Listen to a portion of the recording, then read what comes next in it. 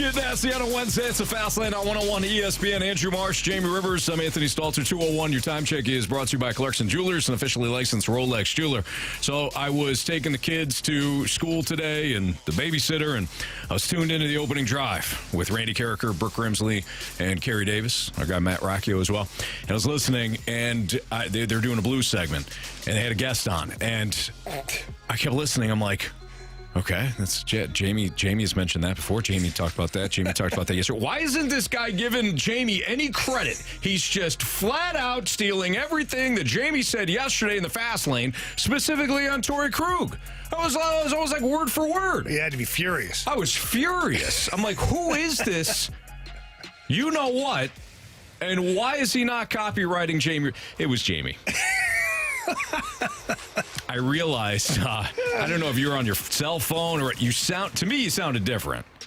Yeah, I mean, I was on my cell phone. I mean, how else would I be talking to them, Anthony? I don't know. Well, I don't know. I think I had, like, what? An office. You're Jamie Rivers. You probably got an office with a phone in there. Oh, yeah, one of those big speaker phones, those cool ones, those conference call things. Exactly. Yeah. No, I don't have picture my Jamie Rivers in business mode at his office.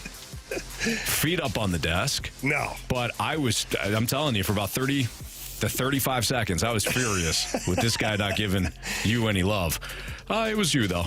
It was definitely you. You sounded different to me, buddy. But the information was still stellar. Well, thank you very much. I appreciate that.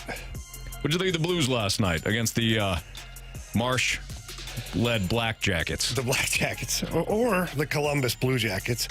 Look, I like what I'm seeing right now from the Blues in the fact that, they won 2 games, they lost 1 game. It's not about the wins and losses in preseason. However, I will say this. Coaches used to always say that, it's not about the wins and losses. Go 0-7 in preseason. See how you feel about yourself. Yeah. You don't feel great. The goal differential of about a minus 12. Just go 0 for gopher, and you're going to feel like crap no matter what. So it's nice that the Blues are winning some hockey games. But I like the style of play. Yeah. I really like the style of play. We're getting glimpses at certain line combinations that might be, certain power play units that might be. And so far, I haven't been disappointed. Kevin Hayes, his first game in a Blues uniform last night, he looked good. Mm-hmm. He looked like everything that you need from a guy like that. And he'll just progressively get better, too. More comfortable, better chemistry, more confidence, all those things. Nick Ritchie. Welcome aboard, Nick. You look better, huh? You look good, yeah.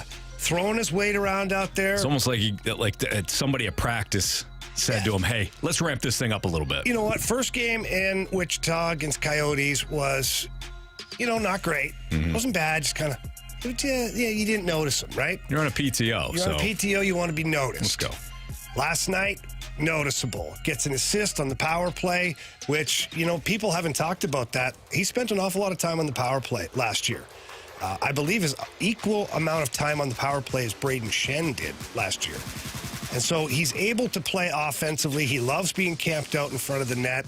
He loves being physical. Finally, he's being physical with a purpose. Got a couple of big hits and then a big fight against St. Louis's very own. Mm-hmm. Josh Dunn. Dunner, good job last night. His kids, it's an awesome family, the Dunn family. They've got Jinsey Dunn, plays for the U.S. Women's Olympic team. Jessica was at Ohio State. Joy has got a full ride going up to Minnesota, I believe. And Josie's had a full ride at Minnesota. Damn. Like, just a family full of athletes. No kidding. And just a great kid as well. But, Nick Ritchie took care of business there. Got him with the left at the end. Unfortunately, the jersey came up over his head. I'd like to get a little truth serum and put it in Nick Ritchie's water. Because as a veteran hockey player, as preseason would happen and you've spent a number of years in the league, sometimes you just don't tie down. For the fact that, so the tie down, Anthony, is a strap that's put on the back of the jersey, and it goes through a loop on your hockey pants, and you Velcro it and snap it so your jersey can't come up over your head. Okay. So, the old jersey over the head thing used to be a thing, right? So guys started to tie it down. They'd put a quarter in their jersey and a skate lace and wrap it so that you couldn't get your jersey pulled. So then the hockey world got smart and said, why don't we just put a tie down inside the jersey? Yeah. So then there was a phase where guys wouldn't tie down. Bob Probert, Rob Ray, these guys would shed their gear like they're tearaways in the NBA, and then there's nothing to hold on to. If you're going to beat me, you're going to beat me throwing fisticuffs. You're not going to be grabbing jersey. 100%. Yeah. What are you going to grab onto? So then the league said, no, back to the tie down. If you don't tie down and the jersey comes up over your head, you're out of the game. No more unfair advantage. Back to my original statement. Nick Ritchie's a veteran guy. I'm not saying he didn't want to play, but you get in a fight in preseason, like, so the jersey comes up over your head. It's all right. We'll get him next game. Or, Coach, I'll be ready next time, huh? that's just my opinion. Sure. That's just my opinion. And I think Nick Ritchie probably regrets not having the tie-down clip because he has more work to do. He has more to prove to this team. Craig Berube has been very complimentary of Nick Ritchie so far, but he's got to keep that momentum going. When you're on a PTO, man, you don't get the leeway that you want. Like, Nick Ritchie's going to play a lot of games for the Blues coming up here. They want to make sure that if they're buying the product, Anthony, that they know what the product is. And I think they also want to see, can he consistently be a difference maker? But I'll tell you what, the big thing that I noticed was the size of the Blues. And that's not just their full lineup either. We're still got, split squads and stuff. There's going to be some cuts, I believe, today. There's a portion of players that are going to be going return back to junior and whatnot. So you'll see more of the team in the next week to 10 days, and they'll pare it down still, obviously. But you're seeing the size. You get Toropchenko, Sundqvist, and Ritchie out there. 6'6", 6'3", and 6'3". That's some big dudes, and they're all physical guys. Yeah. And Toropchenko skates as fast as anybody out there. So now you've got this minivan basically running around the ice, smashing into people. So I like that. I like their puck possession game. I thought Malcolm Subban was great again. Like, this guy's pushing, man. Yeah. Like, Joel Hofer is definitely their guy, But if there's ever a doubt or there's an injury or a slight tweak, like, Craig Berube's going to have the ability to go, you know what? Malcolm Subban played freaking unbelievable for us. Let's give him a shot. He's got some NHL experience. He knows what it's like. He's been a backup before. He knows his role. So a lot of positives to pull from last night. If there's any team that proves that having goaltender depth is very important, it's the Stanley Cup winning Vegas Golden Knights, because they used about 680 goaltenders last year on their way to winning the Cup. You're not wrong. They went through, I think, 4 guys alone in the Stanley Cup playoffs. And let's hope that doesn't happen. But nonetheless, it's nice to see some competition, because I think we all went into training camp believing that, well, the goaltending is solidified, right? Yeah, solidified.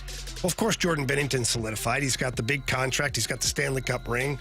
And he's proven to you that he can play at a high level. Joel Hofer has proven to you that he can play at a high level for a very short period of time.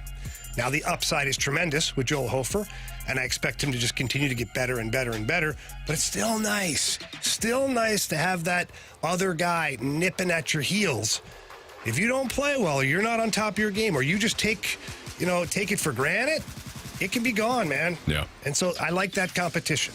Jamie Rivers, Anthony Stalter, the Fast Lane on 101 at ESPN. Andrew Marsh is here, and Andrew Marsh did serve his punishment this morning. I did. Or earlier this afternoon. Yeah. Kerry Davis wanted the honors, which I thought was a little weird. Kerry was like, He was chomping at the bit. way almost. too excited to do Yeah. it. And he wouldn't let anybody else intervene. He's like, give me that gun. Yeah. And he was like, Marshy wasn't even turned around, and he had it pointed at him. Right. He was ready to fire. Marshy, did you feel at one point that you might just get shot in the chest? I looked like a soccer player on the other team waiting for a free kick to go, if you know what they do with their hands. That's what I was doing for a second, because You're covering Kerry the was Sauce so Gardners? eager. Yeah. Yeah, exactly. Exactly. So I had to just make sure. We were trying to get it on video, and we ended up doing it. Jackson came through with that. Put it on action. cinematic mode, by the way. Oh, I don't did know if he? you've seen the Wow. video. No, I It's have pretty not. good. So where can we find it? Because people are going to say, well, we didn't see it, so it didn't Right. happen. No, Well, Marsh. I'll ask for the video. Maybe I'll put it on my social media. So Okay, because Action Jackson from Our the listeners Balloon want Party. receipts. Yes. Okay, I'm And sorry. That's fine. That's fair. But yeah, Kerry and I recorded a new Gridiron Guys podcast, which will drop later on today. And Kerry said, who's getting shot this week for the punishment? And I said, Marsh. He goes, I'll shoot him. yeah. Which I was like, wow. But maybe it had something to do with week 1. Because he got shot. Because he got shot and Marsh got him on the Monday night game. So So he maybe wanted there's to- a little... That makes sense. Yeah, maybe there's a Makes little sense. animosity Whoa. We building can't up. have this going on with Yeah, any Yeah, of we're these teammates guys. here. Yeah. Like, I don't mind us holding each other accountable, but Yeah. I don't know if we should be excited to do damage to somebody else. Maybe it's just internal competition. You know? That's okay. Yeah, that's all right. We'll have to have a little chat with Carrie. Just dive in there a little bit. And everybody outside of Jamie for the fast lane, we're close. I mean, everybody's kind of 8, 9, 10, right around there. Jamie's just crushing picks. I've been very fortunate. Told you, the puppy, the treats, it's all in the right treats, the right time. You've been humble, but you've been outstanding. Thank you. It could have been you this week. We were Could have been me. close. Yeah. We were super close. We were close. I was close last week, too. I needed one of the teams to win on Monday night. Oh, I needed the Steelers to upset the Browns last week, or else I would have got it. Yeah, I'm playing a little too close, Jamie. You're hovering around that danger mark. Hovering around the danger zone. Yep. But for those that want to know, I did get hit in the left cheek. Left cheek, It was okay. a left cheek. Upper left cheek. Upper too. left cheek. It was actually getting close to the lower back territory. Sure. So, Yeah. I mean, I could have been out with a lower back injury today. I thought that at is not the first case. it was the spine, but Gary shot low. Yeah. So good. So Marcia's, The sights might be compromised on that thing, too. Sure. So, in fairness to Carrie. yeah, it's You know. fine. So Marsh did serve his punishment for the weekly punishment for our NFL Pick'em Challenge. You can still sign up if you haven't signed up, or if you're already ready to go. You can get your pick in for tomorrow night's game. It'll be Lions versus Packers, an NFC North Let's showdown. go, baby. Last time these two teams faced at Lambeau Field, You know what happened. Week 18 a year ago, where the Lions upset the Packers, ruined their playoff hopes when they had been eliminated. Yep. Now, of course, Jordan Love's under center, not Aaron Rodgers, so that's a fascinating matchup. Maybe we'll get into that a little bit later on. We've got Around the Horn. We've got Prove Me Wrong. We got NFL Fill in the Blank, which is always fun. At some point, we'll play the lineup game. But let's get into the Cardinals. Cardinals won last night. What a weird season for Miles Mikolas, who pitched very well last night. We'll kind of get into him and his future next on 101 ESPN.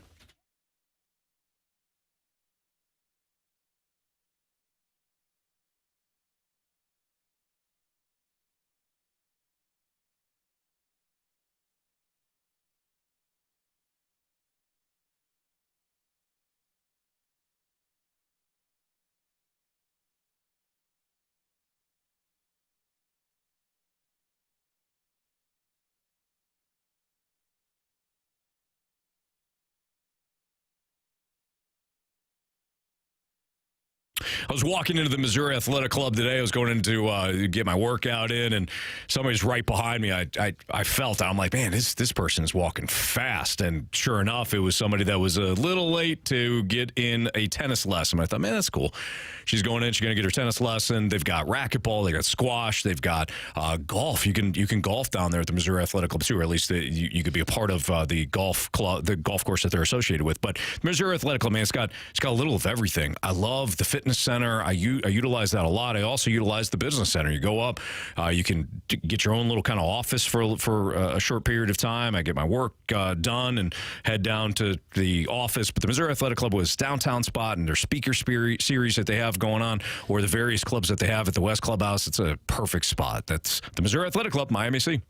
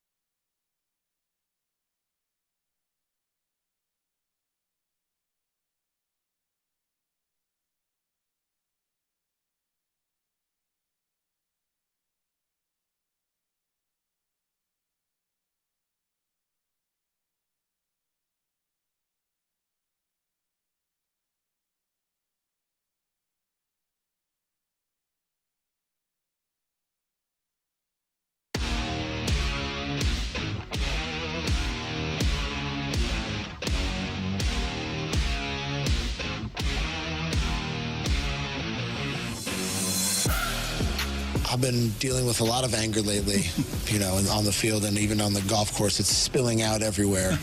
So this was a nice win for me.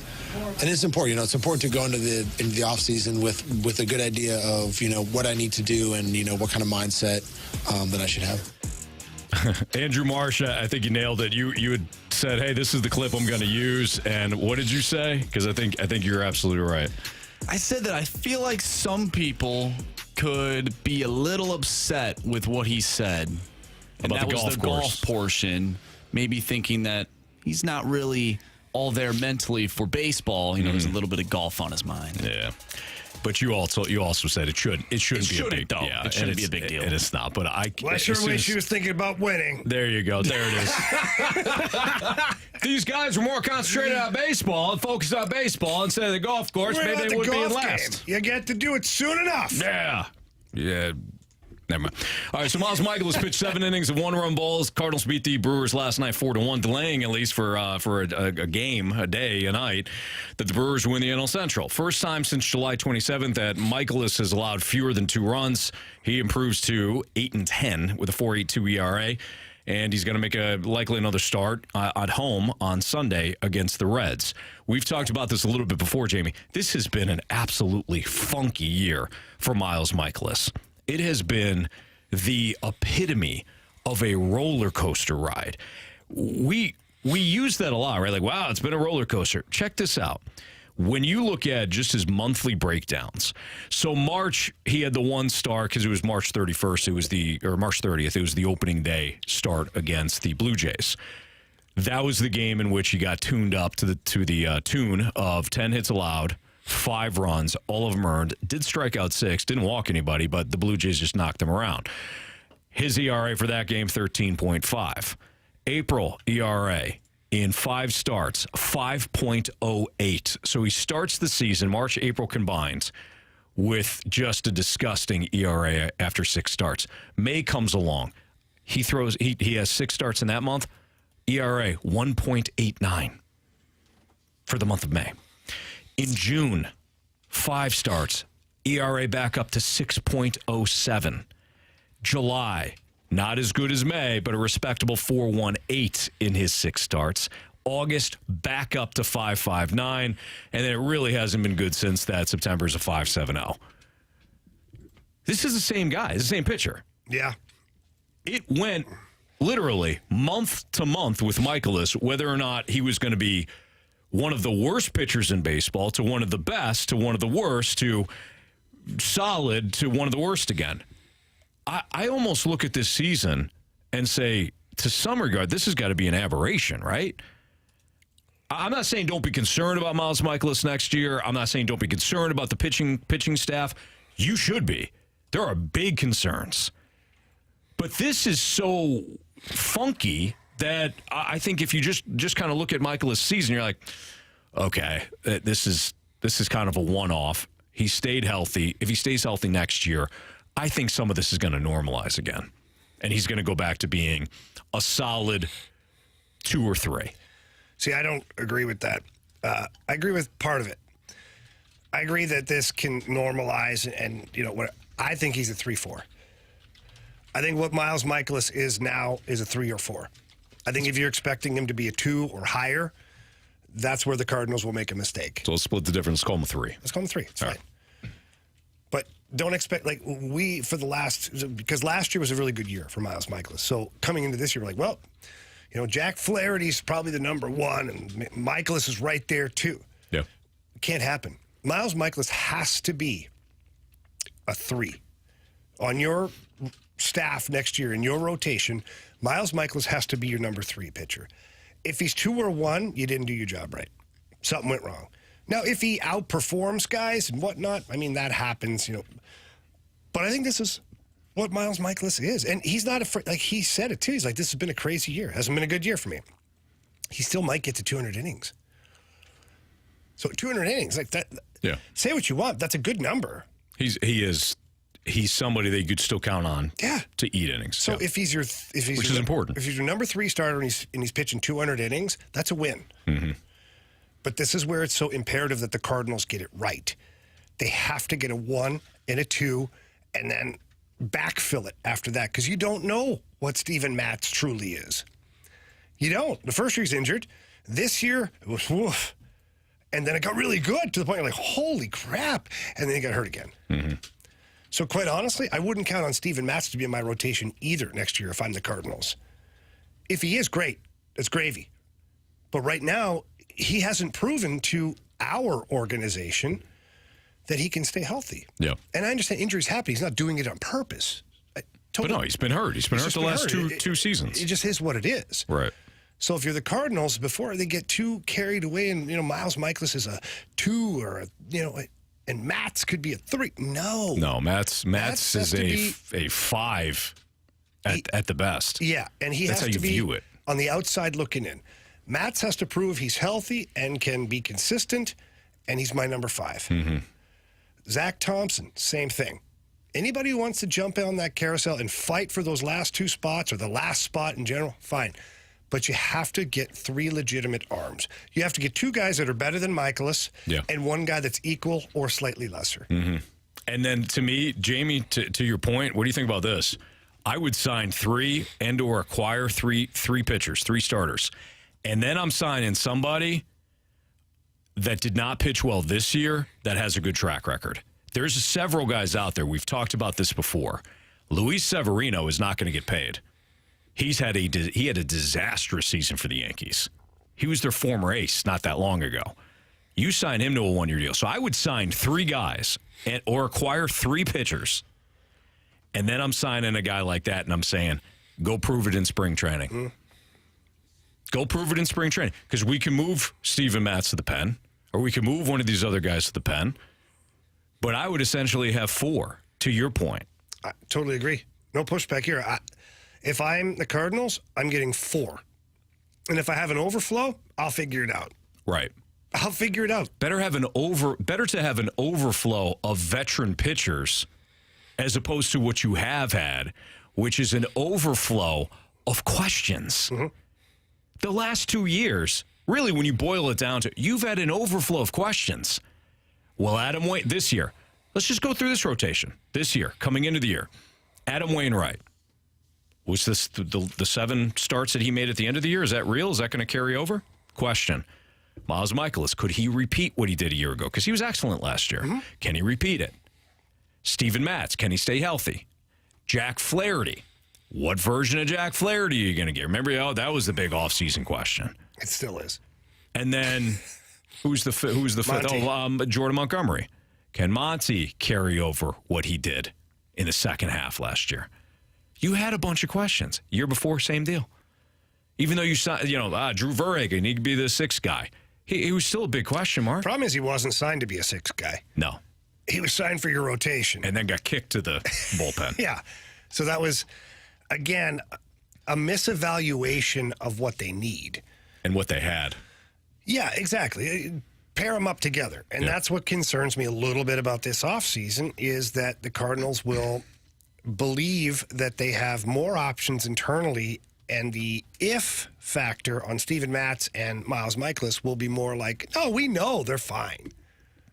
You don't. Yeah. I think Miles Mikolas is fine. I shouldn't put him in that category. But Steven Matz, I don't know what he is. I just don't. I think you have to believe in what you've seen in a Cardinals uniform. Okay, so do you believe he's as bad as what you've seen, or do you believe he's as good as what he was? He was freaking Cy Young there this last handful of games. My mindset has to be that he's an injury prone player. I'm talking about when I go into the offseason, I have to view Steven Matz for what he has been with the Cardinals, which is injury prone. I have to view him as he's not on my roster. That's how I view him. Because I wouldn't go that far because I can use him in the bullpen because my bullpen needs help. So the rotation. Let me clarify then. Okay. He's off my roster from the rotation. Out of my rotation. Out of my rotation. Sorry, Anthony. I'll word it better for you. Okay. Well, when you say off the roster, Jamie, you're not doing it for me. I'm trying to help. I'm trying to help all of us out here. We're a team. For me, he's off the roster. Okay. He's out of my rotation. Sounds so confusing. I know. All right. For you, I'll help you out. Marcy, get the crayons out. Well, we don't need Anthony to start eating them now. Well, you're right. Oh, remind me. I got a story for you in a second. Go ahead. Oh. Yeah. But I have to, if I'm John Mozeliak, not count on Steven Matz. Mm-hmm. If he's healthy and he's dealing, great. Again, give that problem to me. Mm-hmm. I'd rather solve that problem than, woof, well, we shouldn't have counted on that guy. Now what? Yeah. Hey, Dakota Hudson, Jake Woodford, you guys still warmed up? No. Nope. That's what I'm talking about. Quick story, because Marsh, you had mentioned crayons. So before I got in the car last night to drive home, I got a text message from my wife, Kristen, that said, do not look at the couch when you get home. Oh, I saw that. And on I'm Instagram. like, okay. Like, what happened? What happened on the couch? We have like a cream style. We have a cream color couch. You're saying, well, why do you have that with 3 kids? I mean, we had it for years. Anthony, why would you have beforehand. that with 3 kids? We had it for 6 years, 5 years prior to having kids. Yeah. So I walk in the door, and the 2 big kids, Maddie and Killian, come running up to me and say, Kristen just told me don't look at the couch. Those 2 say, look at the couch. I walked over, and Lincoln, who will be 2 in November, he went to work on the couch with his box of crayons. Oh, full big, I saw it, big lines all the way through. He hit like every couch cushion. He's the only one out of the 3 that have colored on anything, and he's hit the wall once. Now the colored into the couch. Because Kristen was taking care of homework with Maddie or something like that, and he had just happened to grab the crayons that were just within reach, and my man went to work on that couch. So, well, you should give our friends over at Zero Res a call. there you go. Should. They'll come in, fix that up for you. Thanks, Jamie. Great job. I mean, they're not a client yet. Could be you. Good seats still available. Yeah, it could be you. All right. It's a good thing you didn't grab the markers. That would have been worse. That would have been almost unfixable. Yeah. Yeah. We'd have to turn them around. And Question ride it is, out. does Lincoln contain more of your DNA or Kristen's? Like, was there crayon in his teeth? No. Okay, so he's got Kristen's DNA. Yeah. Good. Yeah, and the lines were fairly straight for a, Yeah. Oh, that's good. a 1-year-old. So Good. Nicely done. It's Fastlane on 101 ESPN. Jamie had said something last night heading into the preseason game that he wanted to see. I think we saw it. That's next on 101 ESPN.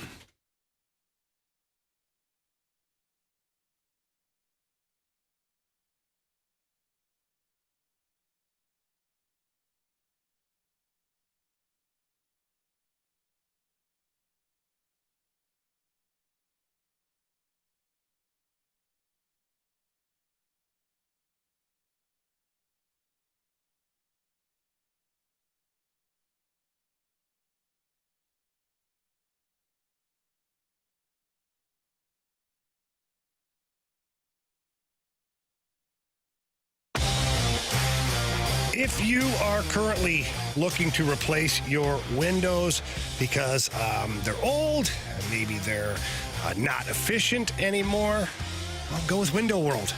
Those are my friends, and they are the preferred window of the St. Louis Blues. Window World windows are one of the 2 windows with the Good Housekeeping seal of approval. Well, why is that? Well, because they offer a double-strength glass that gives it a strength not commonly found in replacement windows. And one, it's certainly a more durable window, a better product, but it's a more efficient product. And so your heating and cooling bills aren't through the roof. Window World also focuses primarily on customer satisfaction. They want to get in there, give you your free in-home estimate, answer any questions that you have, make sure the measurements are correct. Then they want to get you your window and get you taken care of. And still, to this moment, right now, they're offering 18 months, same as cash financing with approved credit. So please don't wait another minute. If you're looking for windows, call my friends at Window World at 314-993-1800. That's 314-993-1800, or look them up at windowworld.com.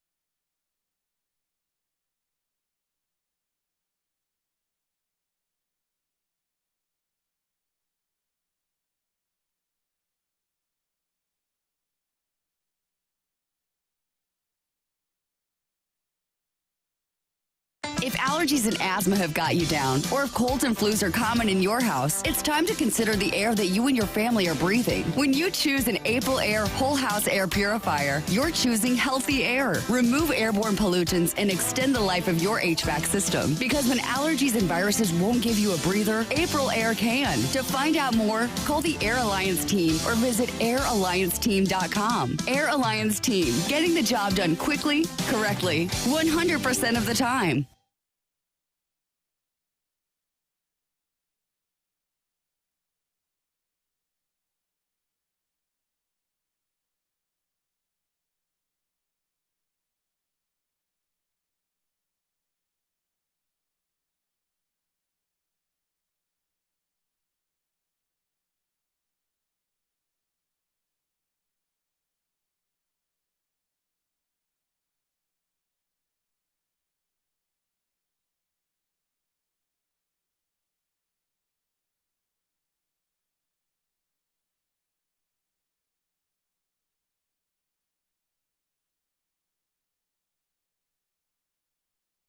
Sponsored by Vogel Sheet Metal and Heating.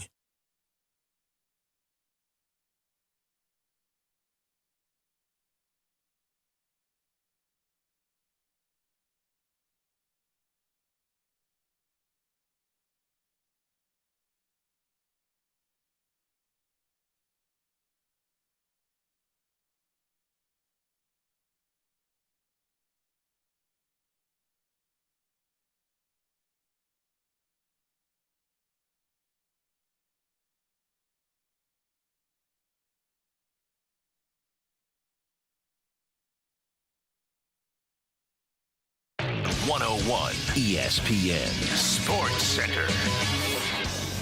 I'm Andrew Marsh. It's time for a Sports Center update driven by Johnny Londoff Chevrolet and Johnny Londoff Autoplex. The Cards went over the Brewers last night by a final score of 4-1. They'll be back in action tonight as Zach Thompson takes the mound, going up against Wade Miley.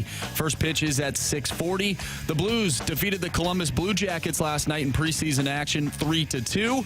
The Blues will be back in action tomorrow, taking on the Chicago Blackhawks. Pregame for that one starts at 6:30. Tonight we have Mariners and Astros. Some Major League Baseball action for you right here on 101 ESPN. Pregame for that one starts at 8 o'clock. I'm Andrew Marsh, and the Sports Center update is driven by Johnny Londoff. Find new roads and shop 24/7 at londoff.com and londoffautoplex.com. Are you kidding me?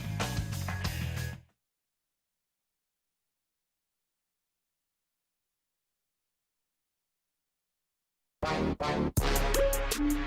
Ritchie's going to drop the gloves with Josh Dunn. Ritchie drops the right hand, grabs the jersey of Dunn with a left. Dunn holding on to the collar of Ritchie with his left. They're at arm's length and they can't reach the head. The helmet of Nick Ritchie comes off, and then he pops the helmet of Dunn off. Lands another one. And now at arm's length, still waiting to throw. Dunn comes back across on Ritchie.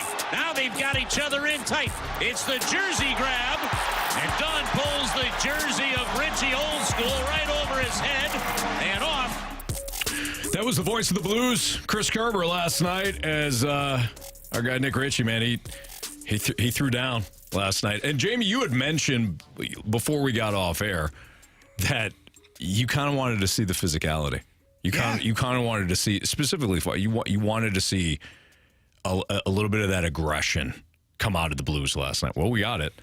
I think the physicality has come back to the Blues. This was an ingredient that was missing last year. I'm not saying guys weren't tough or, a guy like that people weren't willing to fight. I mean, Braden Shen with 9 cracked ribs and, fractured spleen would probably spleens can't fracture, can they? No, they can burst, though, Anthony. A burst Let me tell you spleen. all about it. Jamie Rivers style. Yeah. He could fight. But if you want to be, if you want to have a team that has the identity of a strong forecheck, you better be physical. I think we saw that last night. Yeah, this is getting to look a lot more like a Craig Berube coached team. And I know that Chief would probably cringe at hearing that because I think he's tired of the stereotype of, you got to play like Craig Berube if you play for him.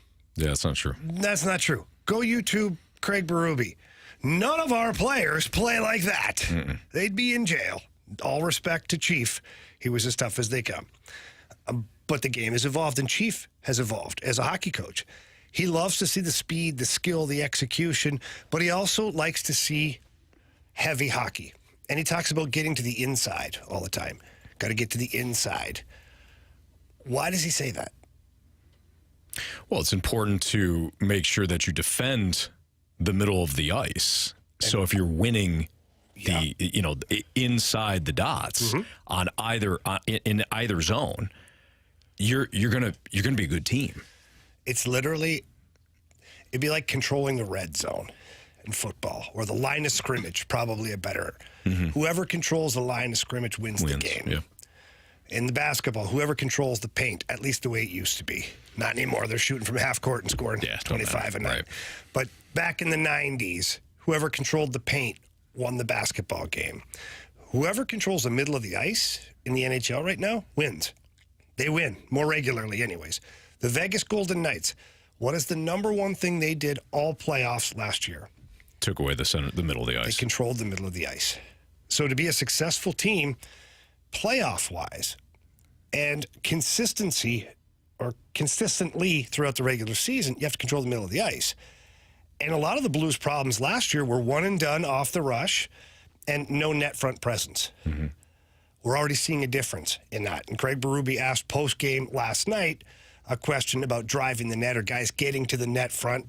Here's what he had to say. A lot of our goals we scored the 2 games here all around the net, which is good. We're doing a much better job of driving the net. Sauter's goal, just getting to the net in general. I didn't think we shot enough tonight from the back end. So, that's, I think, for me, the shot totals aren't up there enough. We could have shot a lot more pucks early on in this game from the back end, because our forwards are going there, so we got to get the pucks there. That's the key right there. Right there. You want more shots on goal. Last year, one of the biggest complaints, the Blues don't generate enough shots on goal. They're not shooting the puck. Why would you shoot the puck if there's no screen or nobody there for a rebound? Right. It's a wasted shot. It's a turnover.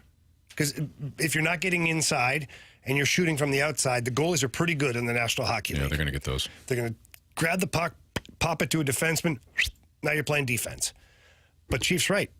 Now you've got guys in the middle of the ice. You've got guys going to the net. Our defensemen have to start thinking shot-first mentality. People block shots. They get sticks on pucks, sticks in lanes. It's all about changing the shot angle from 6 to 8 inches. You watch the best defensemen in the NHL at getting pucks to the net. Brent Burns, Erik Karlsson, Cale Makar. These guys, they don't just stand there and shoot the puck. They stand there and then just slightly move and shoot the puck. Slightly push the puck and shoot the puck. They get it through to the net. And big bodies in front of the net are going to do damage for the Blues. They're going to be able to create rebounds and chaos and get those goals. So that's a big part of, controlling the inside ice. And that's going to be a big part of the St. Louis Blues. They're built for that now. Again, we go back to that fourth line last night, or third line, however you want to put it.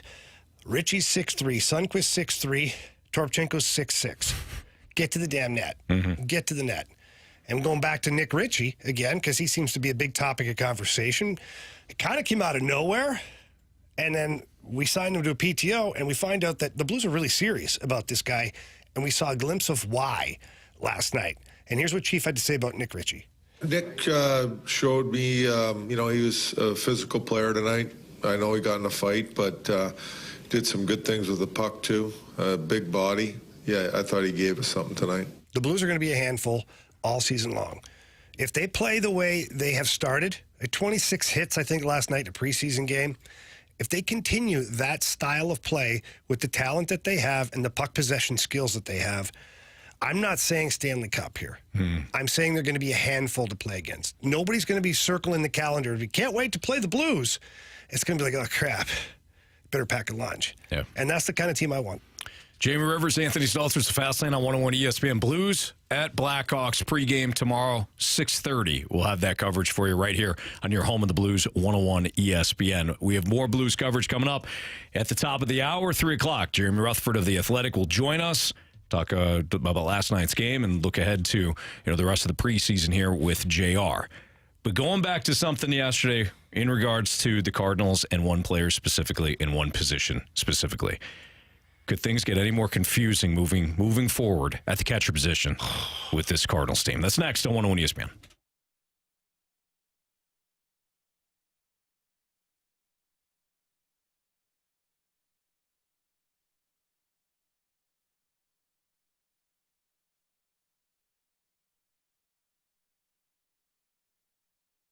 Anthony, watching NFL football is always fun. It's always exciting. But it's way better when you use FanDuel, America's #1 sports book. And right now, new customers get $200 in bonus bets, and that's guaranteed from FanDuel when you place a $5 bet. So that's $200 in bonus bets. And the best part about it, Anthony, it's yours, win or lose. What? Yeah. What do you mean win or lose? It doesn't matter what happens. When you lose, right? Yep, you get $200 in bonus bets. Holy smokes. Well, doesn't surprise me, honestly. FanDuel's got all the action for you. The app, it's great to use. They do have promotions that are fantastic, but you want to make sure you take advantage of this one. So visit FanDuel.com/fast. Again, FanDuel.com/fast. Kick off the NFL season. How about you get in on the action tomorrow night, too? Lions, Packers, Thursday Night Football, NFC North battle. The Packers right now, 1.5-point dog. Kind of interesting. Public looks like they're lining up with the Lions, but the Packers got revenge on their minds after losing Week 18 last season, I should say. FanDuel's got the coverage for you. Again, FanDuel.com/fast. FanDuel, the official partner of the NFL. 21 and over, present in Illinois. First online real money wager, only $10 first deposit required. Bonus issue is non-withdrawable bonus bets that expire 7 days after receipt. Restrictions apply. See terms at sportsbook.fanduel.com. Gambling problem? Call 1-800-GAMBLER.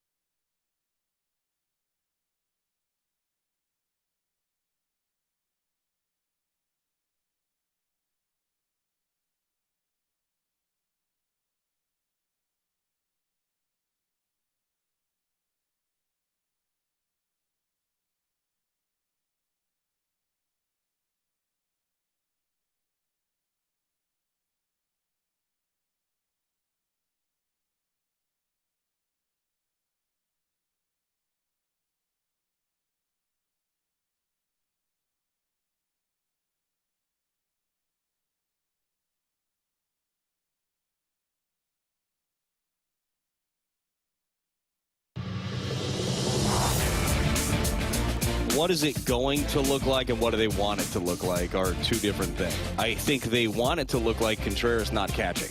Like, I think that's what they would want it to look like. But he did sign a 5-year, $85 million deal, and that's probably going to play. So they had talked about it during the season this year. We all know how that ended up. He took a week of DHing and was back behind the plate. That obviously was not the plan, but that's what ended up happening. But I think that they're going to have those conversations with Wilson again after the season of, hey, would you be willing to play a corner and DH?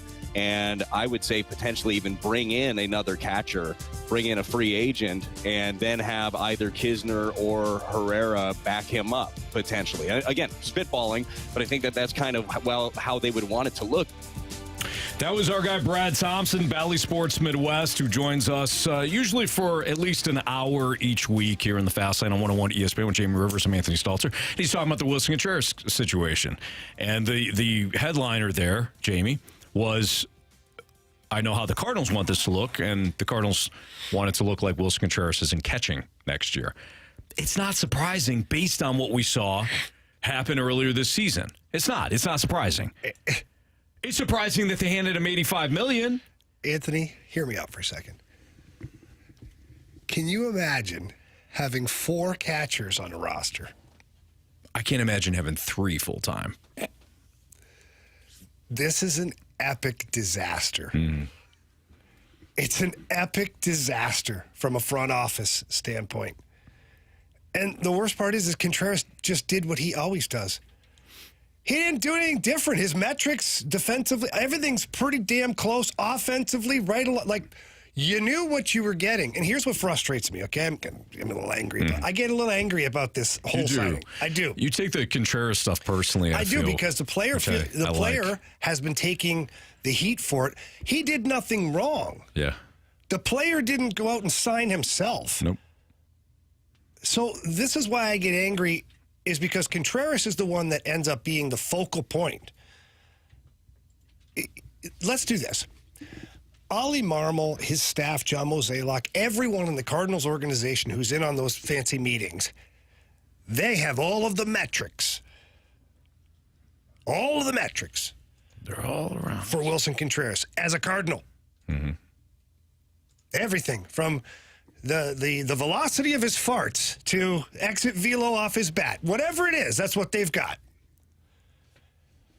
You know his numbers with the Cubs are available too, right? Spent a long time there.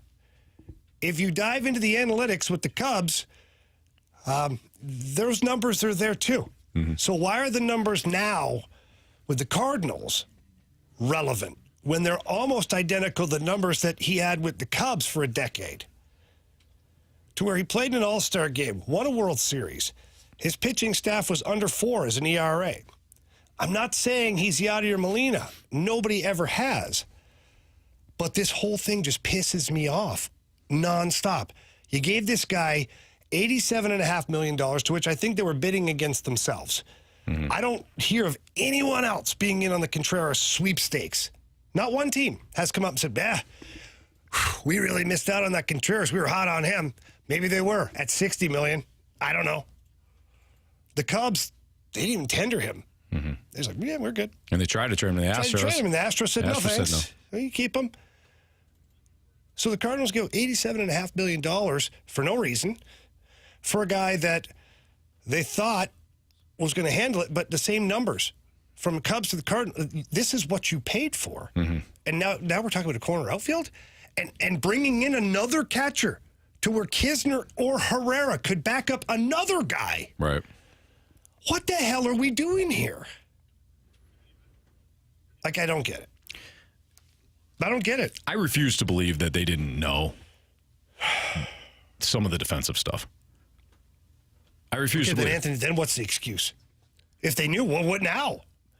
I think they thought, okay, so this is just me speculating. No, I understand. I wonder if they knew it wasn't great defensively, but they sold out. You know what they sold out for? Their offense. They sold out offensively. Well, then deal with it now. They didn't sign any pitchers. They ran it back with the same group. They sold out for the offense. They sold out for the bat. They said, we know he's not going to be Yachty defensively, but he's going to be the exact opposite offensively, and he has been. The entire world knew he wasn't going to be Yachty. Right. Defensively. But what I'm saying is they thought, again, I'm speculating here, but they thought his offense is going to be so good that it'll make up for some of the defensive things. There had to be, I brought this up at the time, Jamie, there had to be somebody within that Astros organization that knew he wasn't a great defender to the point where it could cost them. Well, apparently it was Dusty Baker. That was my initial guess. Yeah. Was Dusty. I said it when the whole Contreras thing went down. I think Dusty was the one. I said it was probably Dusty who stepped up and said, "No, he's not going to be able to command a pitching staff." Not that Willson Contreras is a bad guy, not that he's a bad player, not that he's what, but when you have a catcher in an organization like Houston that prides itself on having a defensive-minded catcher, Contreras was never going to work for them. Mm-hmm. I thought that's what the Cardinals have been. And they have been with Yachty. But there was almost a pivot to, they're talking about robot umpires at some point. Maybe the defensive-minded catcher is going to be gone like the fullback in football. We'll just sell out for the offense. Okay, but now... And they had a nice dinner with him, and Contreras sold him because he's magnetic. He's got kind of a magnetic personality and a passion. Yeah. They're like, okay, let's go with this. But again, here's the problem with what I have about what both of us just did. We talked about Contreras. This has nothing to do with Willson Contreras. Nothing. The stats are available. His entire career. Yeah, I'm with you. You're right. But that's what I'm mad at. Yeah, the Cardinals. We always go back, well, maybe they sold it for the bat and offense. He's not good at Enough. You knew this. The entire baseball world knew this. Okay, so what do you think they should do then? They can't do anything. We keep going back. I know, but Anthony, this situation keeps presenting itself. It keeps rearing its ugly head. The start of the season to who knows where, and now, the thought of a corner outfield and him not even catching. Mm-hmm. Like, it blows my mind. Make him the full-time DH. But then you can't do anything with him. Like, you can't trade him. Nobody's who the hell's paying $87.5 for that? Nobody. So that's where my frustration lies. I know there's no solution. I'm not telling you not to be frustrated. I get you. You're absolutely right. But I think moving forward, so the conversation is what moving forward can they do about it? I think he becomes the backup catcher and the DH. If you're that sold, if you're that unsold on him being your catcher, then he becomes what Kisner was this year, and you play him at DH. Mm-hmm. And if he's nice enough to offer a corner outfield every now and then, you let him do it. I wouldn't even put him out there. You got to fix your defense. You can't put him out in the corner outfield. You already have 1 million outfielders. Yeah. Listen, we're going to get into that later. There's a lot of things the Cardinals have problems with right now. I think bottom line is your pitching sucked this year. I don't care who was your catcher. They sucked. Yeah, you got to locate. And Marsh, I agree with that. I don't know if fixing... If Contreras' defense is such a big problem, I don't know. I'm not in the clubhouse. I don't see it. If it is, though, you still have a problem, regardless of the pitching staff. You're right, though. I mean, if we're talking big picture, the pitchers weren't good enough, right? And that's the issue. But if you still have a problem, you got to fix it. Absolutely. You may have to fix the bigger hole in the wall first, but at some point you do got to get to the mark at the bottom too. I think it's like a domino though. If you fix one thing, then you see another problem. Okay, what do we do? Oh, let's put Willson Contreras as the DH. Okay, but then how do we play Brendan Donovan, Nolan Gorman, all these guys in certain spots? I agree. It's a question I've raised. You have another problem. Yeah, I'm with you. So all right, I got an issue. We got to get to Jeremy Rutherford. JR will understand. Okay. From the 618, this guy says, "Who said corner outfield? Seems like you guys are just making up storylines. I heard Brad mention it, and you just run with it. Move on." Okay, first of all, 618, the damn team said it. I think Ollie Marmol said it himself at the start of the season. Initially, then they had to walk it back. Or John Mozeliak. One of them said in an interview, say, "Oh, well, we're thinking of a corner outfielder." Then the next day, it's like, no, we're not going to do that. Yeah. And then it's been repeated. And you can see what happened there. They said it, they visioned it, they envisioned it, and they talked to Contreras, and Contreras is like, no. So this is clear. You're right, Jamie. It came from the Cardinals' mouth first. BT's as plugged in as anybody. BT wouldn't just throw out corner outfield. He's not giving us, behind the insider information. Yeah. It's just like, it's obviously common knowledge that they've thought about it. So it's not just a take. We're not just running with it. I just think overall, him as a DH, maybe he loses some of that fire that he has. He seems like a player that needs to be out there all the time. And if you have him at DH every single game, I feel like he loses a bit of that because he's not constantly playing. He maybe strikes out 3 times a game and then really dwells on that not being out in the field. Yeah, it's tough to adjust to at times. All right. Andrew Marsh, Jamie Rivers. I'm Anthony Stalter. We'll get to Jeremy Rutherford, our Blues Insider, next.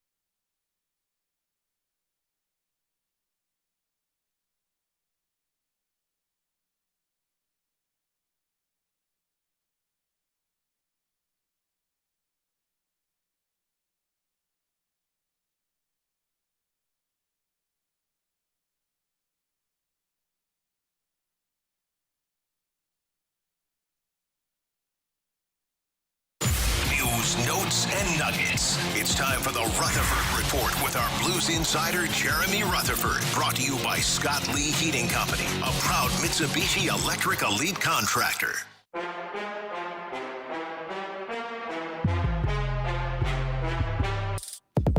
3:03, your time check is brought to you by Clarkson Jewelers, an officially licensed Rolex jeweler, with Jamie Rivers and Andrew Marsh. I'm Anthony Stalter, and let's head to our celebrity line where we have our guy Jeremy Rutherford, the Blues insider from The Athletic, on the line right now. What's up, JR? Oh, doing well, guys. Just having a laugh with Marshy there. I said, finally, we got some meat on the bone to talk about. And he said, yeah, no kidding. You had to write about Jamie in the offseason. Seriously. Times were tough, JR. I apologize for that. Just a side swipe there, yeah. I thought the article was beautifully written. It certainly was, yeah, absolutely. Best one ever, thanks. JR, your number one takeaway from last night. Yeah, the Blues need to shoot the puck, right? It's the preseason, but I know Craig Berube a little disappointed last night with them not getting more pucks at the net, just the 14 shots. And a lot of zone time there was. Gosh, I really like that line. Vrana, Hayes, and Blake, Blake created a lot of space. You know, Hayes handled the puck. Vrana does his thing, but just not enough at the net like Chief said afterwards. And then secondly, number two takeaway is Malcolm Subban. A lot of us talking about Joel Hofer, the young backup this season. He'll step into that spot behind Jordan Binnington. But as we all know, you need goalie depth. It's going to come up during the regular season, and the Blues feel pretty good after watching Malcolm Subban, not only last night, but in Wichita, too. So two great performances by him. Yeah, I was in Wichita, to which, thank goodness for Malcolm Subban. They had 24 shots in the first period, and he was fantastic. And he didn't disappoint again last night. JR, is there a world that you could see Malcolm Subban winning out that backup job this year? Or, because I just don't know. I feel like Joel Hofer's kind of set there, but, man, he's playing good. Yeah, he really is. And I didn't think about that question, Riv, until last night. Like, all the talk has been about Joel Hofer. He's got the credentials. He's ready. He's proven it. I think he's been, like, American Hockey League Goalie of the Week, Goalie of the Month 10 times. He's just been really great in Springfield. And so now it's his chance, and they gave him the contract to do so. They brought in Malcolm Subban for depth purposes. You know, I think if Hofer either fell on his face or there's an injury, you know, we'd see Subban probably earlier than expected. But I think the plan, as we talk about it right now, is Joel Hofer as the backup. But, gosh, you got to be really excited about what you're seeing in Subban. Yeah, it's like you said, it's great to have depth at multiple positions, and in particular the goalie position. And when you look at the Blues, if we're talking about depth, we look at the forward position. There are a few guys that are really making some noise to make this team. I mean, Nick Ritchie in particular, I was telling Anthony earlier, I didn't think about him at all until the Blues offered him a PTO. And then listening to Craig Berube and Doug Armstrong talk about this guy, he was going to get a legitimate opportunity. And based on what he did last night, I feel like he's really pressing to make this team. Yeah, I think there's a chance he makes the team. You look at the lines in training camp, and I know they don't show everything, but Craig Berube came out and said, we're playing the guys we think could play together because we want to get them some time. So I think you looked at that line the first couple days, and it was Toropchenko, it was Sundqvist, and it was Jake Neighbors. Jake Neighbors has been a little banged up, missed a couple practices here lately. But last night, Richie's on that line, and he looked pretty good. He gets the assist. He also has the fight. You wish he had his sweater tied down so he can stay in the game, but he gets the boot, and so you didn't get to see any more from him from the second period on. The one thing Craig Berube said afterwards, guys, is wants more pace from Nick Ritchie. Get that pace better. But I do think that they like him. I think they like what he brings in terms of the size, 6'3", 236. I wrote a story about it a couple days ago. Guys, if Nick Ritchie were on this roster, you know, I did the math in the article a couple days ago, that bottom six, we're just talking the bottom six forwards with Ritchie in there, 215-pound average across those six guys. That's mammoth in the NHL. JR, what are some of the other players thus far, whether it's in training camp or in these preseason games, that, you know, who else has stood out to you? Is like who's had that kind of wow factor a couple of times for you? Yeah, you know, I think the preseason games have been preseason games. You know, not a lot of flash. You know, last night was the first one that I saw in person. You know, the one guy I think that I came away, you know, impressed with, and it's one of the regular guys, is Kevin Hayes. He just seemed to be everywhere last night. And, you know, I think that if they can get some more time together, Vrana, he and Blake can be a pretty good line. But Hayes, you know, we know what he brings you in terms of the size, and he's going to play third-line center. But let's not forget, this is a PK guy, too. You know, last year in Philadelphia, he was taken off the penalty kill, and I know he was disappointed about that. But PK is an area where the Blues really need some help. If he can jump in along with Sundqvist and a couple other guys that are new this year, I think Hayes can really help this team. JR, Jacob Vrana gets on the score sheet last night. A lot of questions for Chief today following practice regarding Jacob Vrana and his potential with the Blues as far as goal scoring is concerned. Where do you see this guy fitting in? Because he's got the speed, he's got the ability, he has scored goals in the past, but it's been a bit of a up and down for him the last couple of years.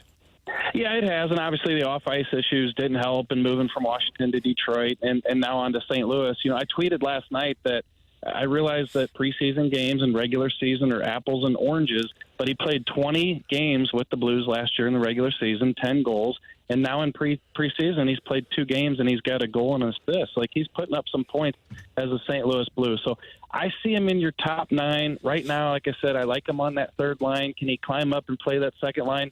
For sure. The speed is probably tops on the team besides Kyrou. Those first couple steps last night, I watched Vrana leaving the zone. He just flies. The issue has been the defensive play, and I know with this team trying to put an emphasis on that, and it's not just the defensemen, it's the forwards getting back too.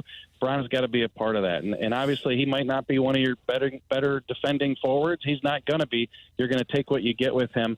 But if he can keep up this goal-scoring production, that's going to be key because you can't rely on just this top 6. They're going to need some scoring from that third line. JR, tough question, but when you the focus has been so much on the defense, and rightfully so, based on how it performed last season. How deep into the season, this upcoming season, will a strong performance change your mind? It's a good question. Obviously, you're not looking at a week or two. You're going to need to see it longer than a week. Because remember, if you go back to last year, 3 games, we thought this team looked dynamite. I thought the defense they played against the Edmonton Oilers in Game 2, but that's 2 or 3 games into the season. So, I think you got to see it for at least a solid month. And the reason I say only a month and then maybe they're back on track if they're playing well is because, A, we've seen it before. So it's not like you're expecting something new from this group. We saw it a couple years ago. Granted, they're a couple years older, but we've seen that they can do it. And 2, they're veterans. I don't think that if you see this group play solid D for 3 or 4 or 5 weeks, then all of a sudden it's going to fall apart. I think that will mean to me that they've either changed some things defensively, they've made some adjustments that benefits the team. The guys are getting it. The guys are playing better together. The pairs are working together. And I wouldn't see after 4 or 5 weeks of that it would just fall off. So, I think you have to have a sample size at least that big. JR, I think we'd be remiss not to talk about Oscar Sundqvist so far. I think there was a lot of question marks surrounding, what he would look like. He has battled some serious injuries in the last couple of seasons. But, man, I think Sonny looks great out there. He's got a little jump in his step. He's bringing that physicality. He's putting the puck in the back of the net. And what have you seen so far?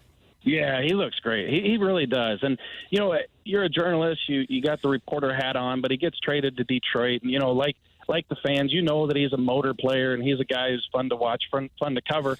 And then the chance for him to come back this summer, I thought was terrific. And I know we hear this every summer, but when I interviewed Oscar, he was in Sweden about the time he signed. And he said, I feel like I'm the best I've been in a few years. And I did the old yawn. Like, I can't write that. I write that with every player. But it's true, and I get it. Like, when he was here, he had the 2 surgeries on the hip. You guys remember he got hit by Kyle Clifford. He tears the ACL.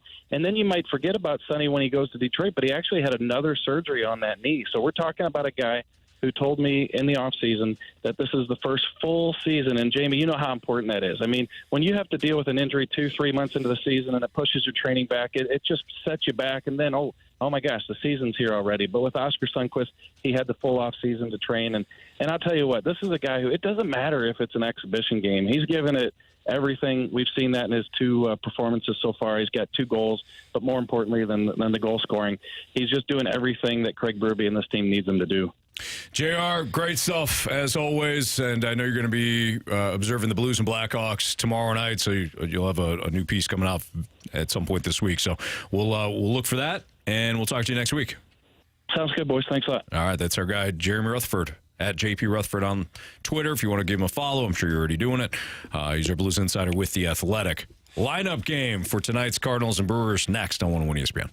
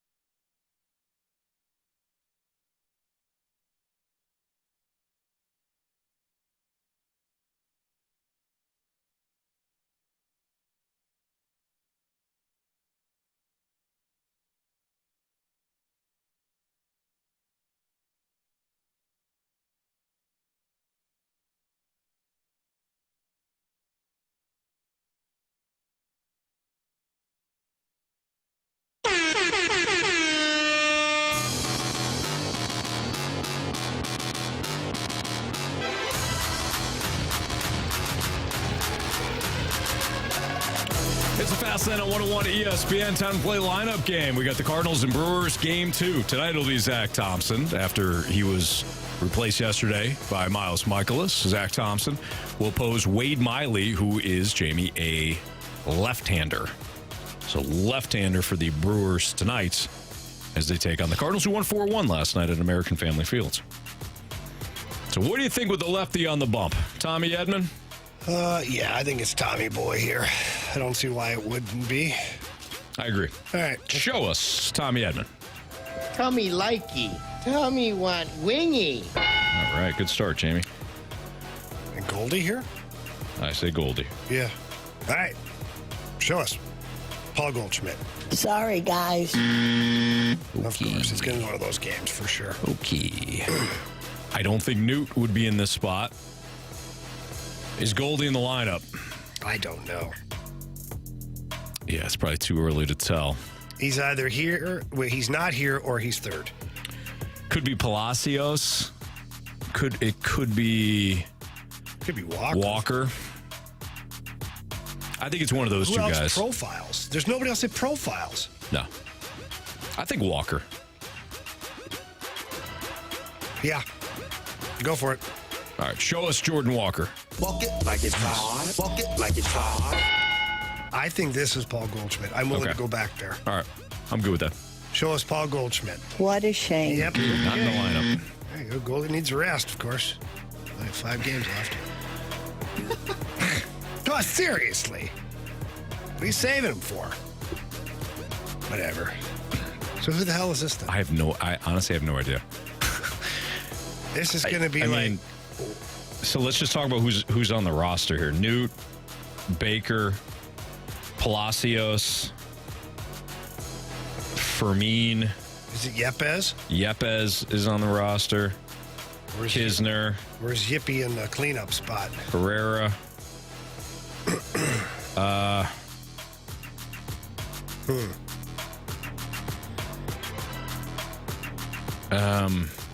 don't know. We got a couple of unknowns too. Yeah. What's that? Cueto? Mm-hmm. What? Caracuto. But I can't see him in the 3-0. No. Can't see Luke and Baker. I could see Newt, even though it's a lefty. Well, it might be Rube Baker if it's DH day for him. Okay. All right, let's do it. I just feel like it's going to be a weird lineup no matter what, so go for it. Show us Rube, Luke, and Baker. Nice.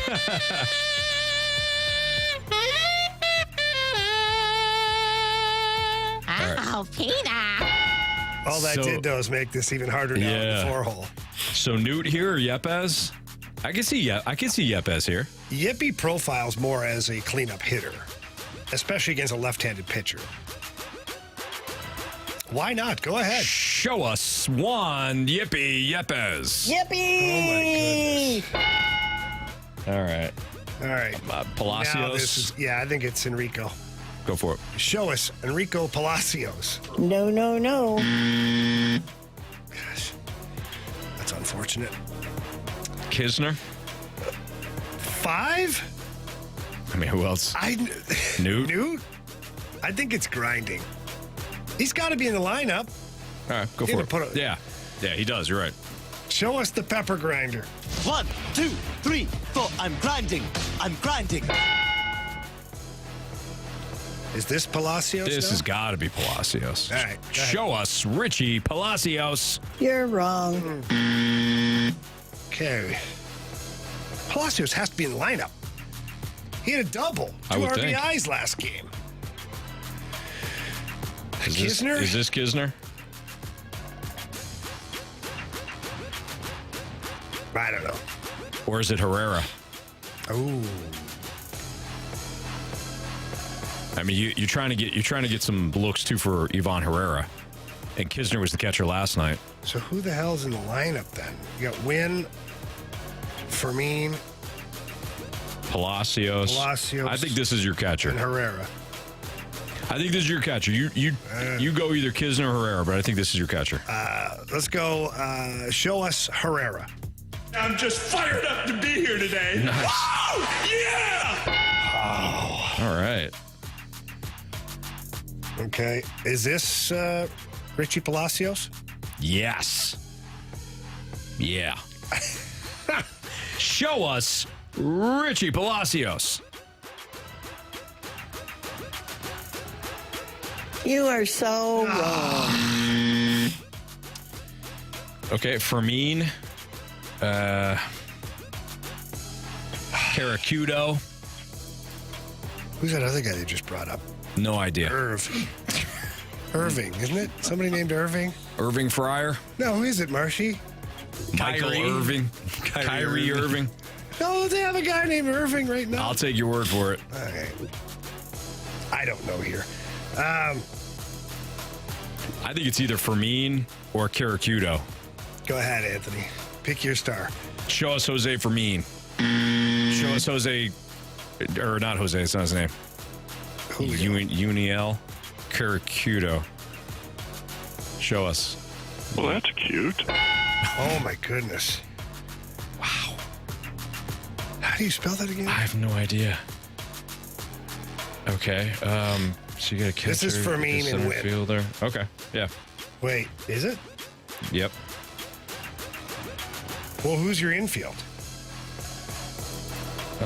Yepes must be playing first base, or Rube Baker is. Baker's playing first base. And then Yepes is the DH. You got Newt as an outfielder. Yeah, but I'm thinking You got Edmund is Walker. what? Center field or second base? This could be a Palacios. That's what I'm thinking. All right, let's do that. He's got to be in the lineup.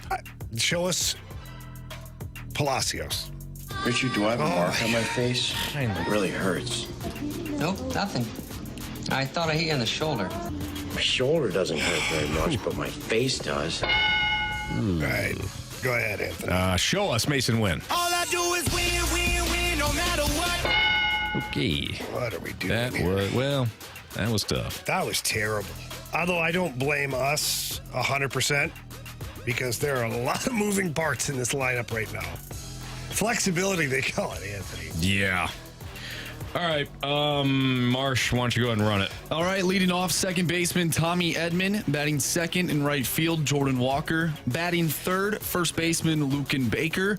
Your cleanup hitter, DH Juan Yepes. Batting fifth, center fielder Lars Taylor Tattoo Newpar. Batting sixth, the catcher Ivan Herrera.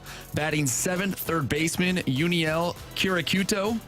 Batting eighth, left fielder Richie Palacios. And batting ninth, the shortstop Mason Wynn. Back. Stay fair! Stay fair! Go fair! I don't believe what I just saw. Home run. All right, Jamie, go for it. Nobody got a home run last night. My guy got a double. So we've got today, Thursday, and Friday to break this tie. And then, is that it for the season? Yeah, because we don't do this on the weekend. What? I mean, we could take it into, if we're still tied, we could take it into postseason play. That'd be fun. Yeah, postseason. What team? We just take any team. We take the, game that's Anthony. That was a ricochet to the Cardinals. That was. It was. Yeah. I think it was needed. Serious. It needed to be said. I don't think it's out of bounds at all. No. Nah. I'm going to go with walk it like it's hot tonight. I think second in the 2-hole, he's going to be all fired up. He's going to get a cement mixer. He's going to go Yabo with it. Jordan Walker. All right. After a pretty miserable season in which he was in the minors basically all year, I'm going to go with Yippee. I'm going to go with Juan Yepes. It's about right. To touch some seats, break this tie. Marsh, who did not. So Marsh has been officially eliminated. Well, I mean, unless we're, continuing this game. Well, this into is just the postseason. I mean, Marsh. You can't say one thing and then go against it. You know what I'm saying? It'd be for the people. What are we doing here? I think part of the challenge is the fact that we had to pick Cardinals. I'm just saying, if we just start flying off the board in the postseason, picking guys, all the best players from all the best teams. Do you really want to end this thing in a tie?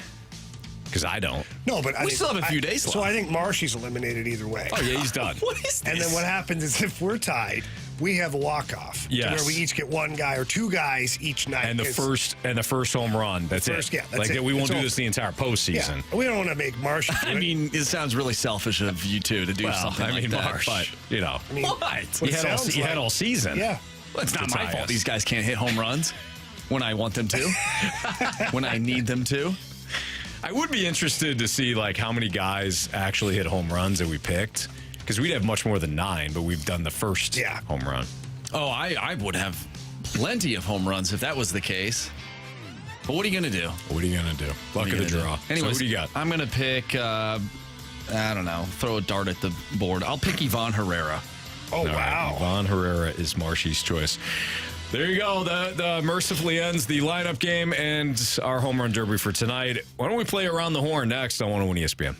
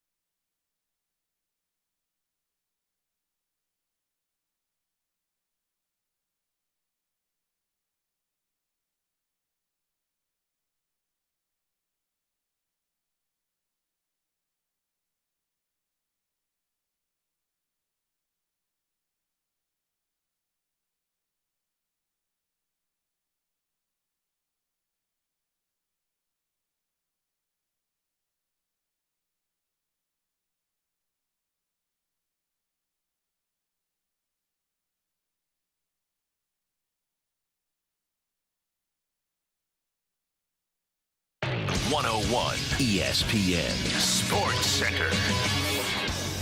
I'm Andrew Marsh. It's time for a Sports Center update brought to you by Saliga Heating and Cooling. The Cards pick up the victory last night over the Brewers, a final score of 4-1. They'll be back in action tonight. Zach Thompson on the mound going up against Wade Miley, 6:40 first pitch.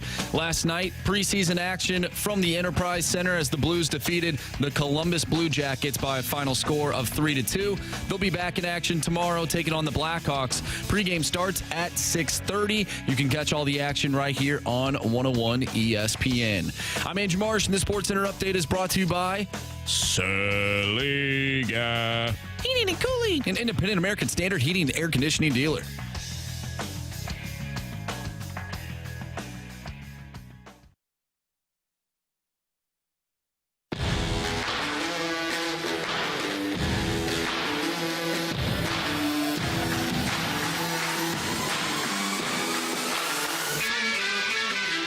Time to go around the horn. This first question pairs up perfectly with something that was tweeted at me about 45 minutes ago, from... Somebody tweeted you? Yeah, from or did they X you? X me, whatever. What do you guys call it now? Just out of curiosity. I'm just going to stick with Twitter. But like nowhere, anywhere on the app does it say Twitter. I don't care. Yeah, I don't care. If you type in twitter.com, it takes you right to X. There you go. I know that makes a ton of sense. In the search bar, it still says twitter.com. So it does. I'll just go Twitter. But this was from the 6-1 great, otherwise known as the 6-1 hate. Wow. He tweets at you? Sometimes. What? Me at all. I bet he does. You probably don't see it. Maybe. What version of Miles Mikolas will we get next year? Well, this pairs up perfectly with the tweet. Mikolas is nowhere near a 3 in the rotation, says the 6-1 hate.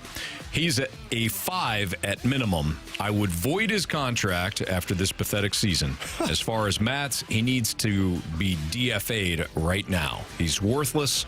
No need to protect either guy. If I struggled at my job or I'm sick all the time, I'm fired. Mozeliak needs to get 5 or 6 starters, period. I mean, I like his energy. 5 or 6 starters. I don't know how realistic that is. I'm struggling to see where he's going to outbid enough guys or convince enough guys to come to St. Louis to get 3. He must think there's like a flea market going on in Southern California right now with the Dodgers. I mean, I don't mean to talk down to the 618 or anybody else that kind of thinks this way, but again, if these guys are free agents, they're free to sign with whomever they want to. So it's just assume like I'm just going to pick up 5 or 6 guys. That's a tall order. I mean, Mikolas is nowhere near a 3 in the rotation. Okay, you're right. So put him as a 5. Yeah, he's still in the rotation. You still need a guy at least. Do you think Mo prank calls some of these pitchers acting like other GMs and tries to deflect them from going somewhere else? Just like a prank call, little star 67. Boy, Marsh. Or star 69, whatever it was. I know you're joking, but I hope he's not wasting his time doing that. I hope he's actually, just kind of focused on doing his job. Me too. Yeah. Anyways, what version of Miles Mikolas will we get next year? This kind of goes hand in hand, too, with what we said at the start. I read off his ERAs for each month.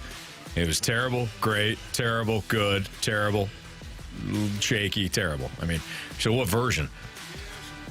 I think that things are going to kind of equalize next year. I don't think that he's going to be as terrible as he was in April and June. I don't think he's going to be as good as he was in May. I think he's going to be more toward his career numbers. And if he's more toward his career numbers, that is that of a 3 or 4. So that's what I think I think that's the version we're going to see out of Miles Mikolas next year. Especially if they get a new catcher. Don't start Jamie again, Marsh. I feel like you just engaged Jamie there, and you want him to fly off the handle again. I gave him the indicator. You did. Yeah, go get another catcher. Do the same homework you did on this one. Or lack thereof. What version do you think we're going to get of Mikolas? Oh, I don't know. Something about the same. No, Anthony, I'm a little depressed about the Cardinals season, and I'm just kind of angry about it all. Okay, So I think Miles Mikolas is somewhere between last year and this year as far as what he is now in his career. Which, Jamie, if you look at it, I think that's a good way to say it. His ERA last year was 3.29. His ERA, and this is one metric, ERA this year, 4.82. You know his career is? 3.93. Yeah, so I think that's what he is. That's right. I mean, if we were to average the two, I think that's in the neighborhood. So I think we're going to get his career norm next year. And we'll get 200 innings again. And I'm fine with that. Sign me up. Yeah. I'm good. Now go get somebody else, too. Marsh, same thing? Yeah, I'm hoping so. He'll be the leader of that pitching staff next year based on his time here in St. Louis. Adam Wainwright won't be with the club anymore. So I feel like a lot of players will be, pitchers that is, will be looking towards him for some guidance. I think he'll take a step back and really wrangle in what he needs to do for next year. I think he'll bounce back, hopefully, for everyone's sake. We do have the Sports Six-Pack coming up in about 5 minutes, so if you want to get a question in right now, 314-399-9646 is the Air Comfort Service text line. Again, a Sports Six-Pack coming up in about 5 or 6 minutes. Are you comfortable with Jordan Walker in right field? He made a pretty nifty play last night in the outfield. There are some highs and there are some lows. Well, I prefer my Jordan Walker making spectacular grabs in the outfield. I prefer that too, but I don't know if that's what we're getting all the time. I feel more comfortable with him in left and just continuing to progress out there. Otherwise, I don't know what else you're gonna do. You can't move him. Can't move him to first. Goldie's there. Can't put him at DH because Wilson Contreras is your DH. Absolutely. He's going to be an outfielder for the foreseeable future. So I guess you kind of got to get comfortable with it. I'm not worried about it, honestly. Yeah, he has some blunders. There's no doubt. But it's not his natural position. He's still getting used to it. He's getting used to a brand new position at the major league level. Yeah, it's tough. That is tough. He's a young During man. the season. What is he, 21, 22 years old now? He's 21. 21 years old. I mean, he's got athleticism like for days. Mm-hmm. So he's going to be fine. He's going to continue to work with Willie McGee. He's going to spend an entire offseason probably down in Jupiter working on things and doing things. And he will end up being a solid right fielder for the Cardinals. Will he be a Gold Glove caliber type guy? I don't know. He's got the athleticism. He's a pure athlete, and that alone gives him a chance, but he needs the reps. Yeah. So I'm okay with him in right field. I think he's progressed enough throughout this season, and I think that he'll continue to progress. I think Marsh was trolling Jamie on this question. Who would be your full-time catcher next season? Sean Murphy. Let's go get him, too. Spend $100 million on him. He's locked up. I know, Anthony. Nothing you can do there. And nothing you can do here, either. You got a guy locked up, too. He's going to play everywhere all over the diamond, apparently. Him and Brendan Donovan are going to have rivaling positions. I'm picking up on the snark, Jamie. Very much so. Yeah. I think you split time between Kisner and Herrera, and Contreras is your full-time DH. I'm beside myself right now. Okay. If you're going to do that, why not just go out and get another proven catcher? Oh, my God, Mercy. What do you do with Kisner and Herrera then? I mean, they can play. You're just not going to be a powerhouse team in the National League Central. That's fine. You won't, though. Well, at one point, Ivan Herrera was the heir apparent to Yachty, so I wonder. He had a good series in Chicago on the South Side, but look, he's not ready now. Right. When do you kind of fast track that a little bit? You know. Well, then you give him playing time and let him roll. You know, then you say, "Sorry, kids, you're gonna have to take a back seat," or so then you go with move on. You go with the growing pains of a catcher that's not very good. Why don't you stay with the guy that's not very good? You're paying $87.5 million. Because if Kisner is still on track to be a full-time catcher, then let's start that development. Would be my line of thinking on that. Kisner's great for the role that he's in right now. I think we could all agree with that. He's a great backup catcher. He can hit the ball when you need him to here and there. But for me, if you're trying to be one of the best teams in the National League, I'm done with this whole let's be the best in the National League Central. Right. That doesn't work anymore. I'm out on that. Right? Let's be the best team in the league. I don't think having Andrew Kisner as your full-time catcher, we always talk about find your outs, right? I think he's one of those players, unfortunately. And I don't think your lineup compares to the likings of the Atlanta Braves or even the Dodgers. No, you're right. And I get where you're coming from when it comes to the catcher spot if you're going to turn it over. But if Wilson Contreras is, according to the Cardinals, right, basically a disaster behind the dish, then I don't know what else you're going to do. I'll look up the free agent catchers. Typically, in free agency, it's rough. Yasmani Grandal is a free agent next year. Martin Maldonado, if you wanted to go back to kind of a defensive first guy, you can do that. Mitch Garver has had a decent year with Texas. I don't know defensively how he is. These other guys are kind of hitters. Gary Sanchez is he's terrible defensively. So, well, that's weird. It sounds like all these other catchers around Major League Baseball aren't Yadier Molina. Marsh, what are you trying to say? What are you trying to say behind that disgust in your voice? This is just my opinion. I think maybe we have been so spoiled with having Yadier Molina as the best catcher in Major League Baseball from a defensive standpoint that maybe our expectations for other players might be a little high. Now, when you say we, do you really mean the Cardinals? Anthony, I consider us a part of the organization. All right, so what would you do? Fans sometimes say we're on the payroll. So who would be your full-time catcher next year? It would be Wilson Contreras. Okay. And then let's see if the pitching... If you improve the pitching, you can improve the catching. I think you can improve the catching. Okay. You know? Boy, it's going to be fascinating offseason. Sports Six Pack is next on 101 ESPN.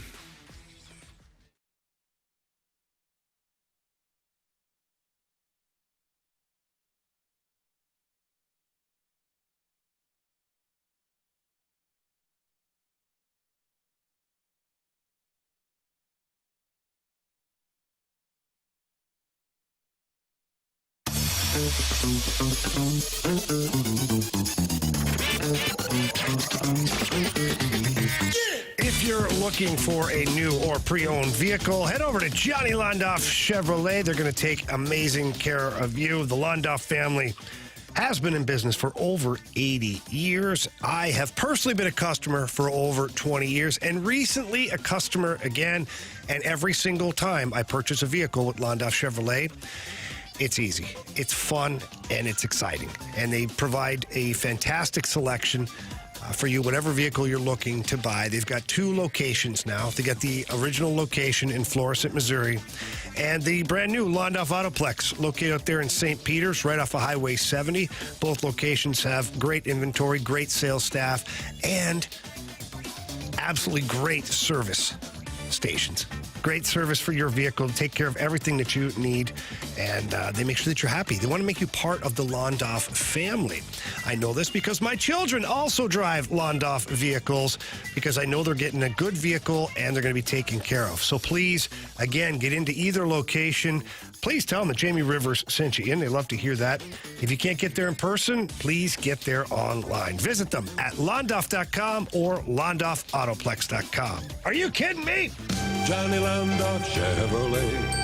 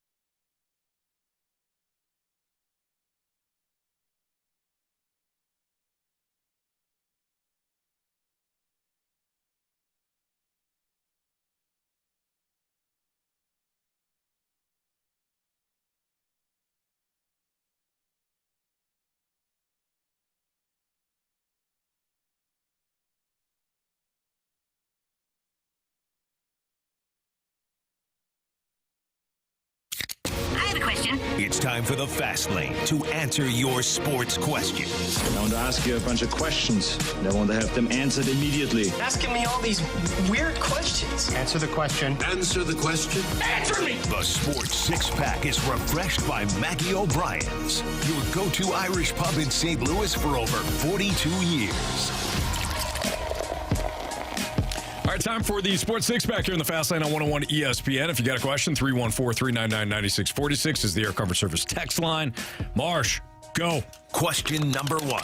All right, we were just talking about Wilson Contreras, maybe being a DH, maybe being a left fielder. We get a text from the 618. Who has the better chance of starting in left field next year, Tyler O'Neill or Wilson Contreras? Oh, wow. Probably Wilson Contreras at this point. Oh, no. Tyler O'Neill will be back. Man. He probably will. You're right. He probably will be. And the explanation will be, oh, you just got to see what we have. It'll be... Got to see what we have, Jamie.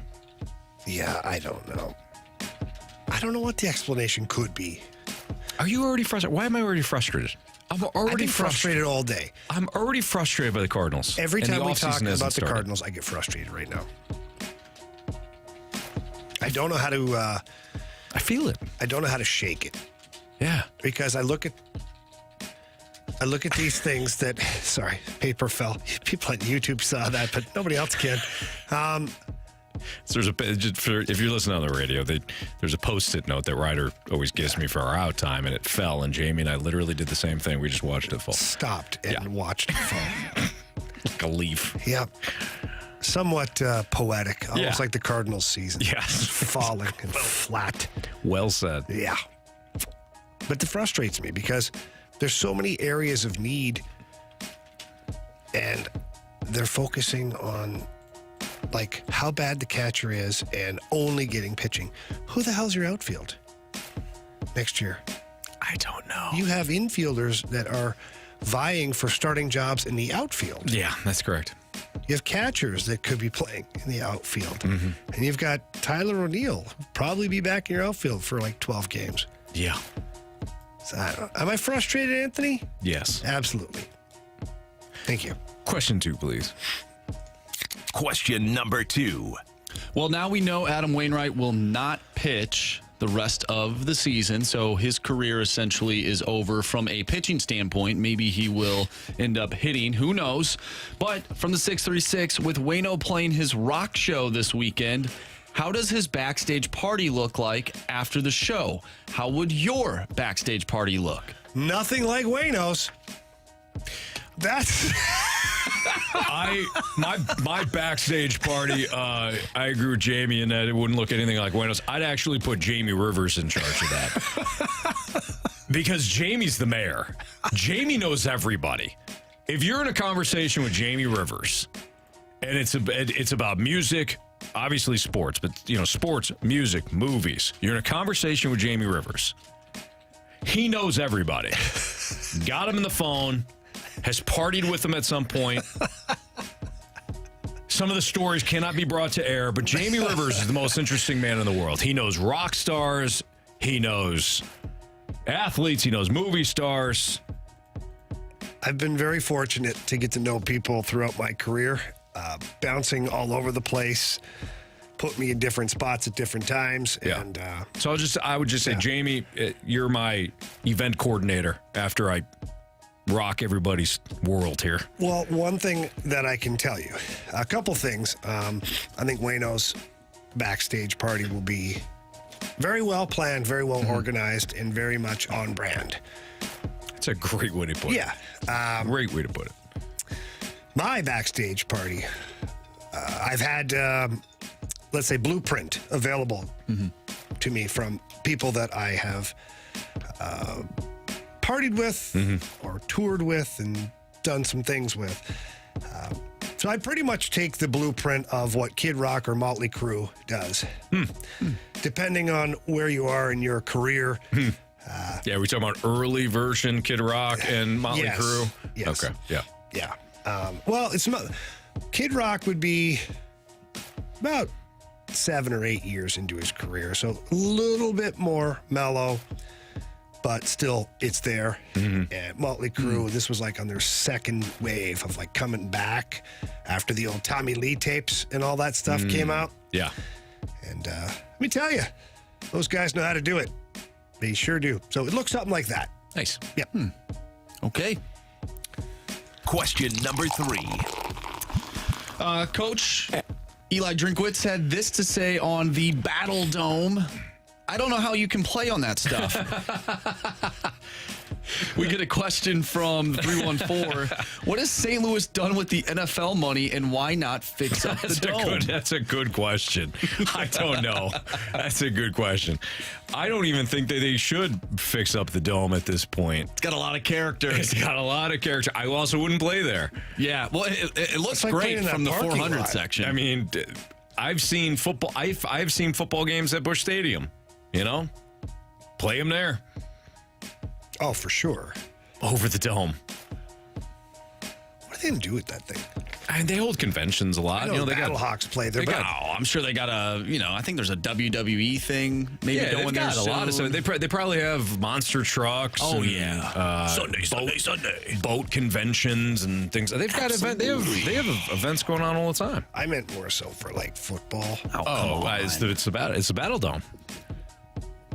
The turf is like a parking lot. A little bit.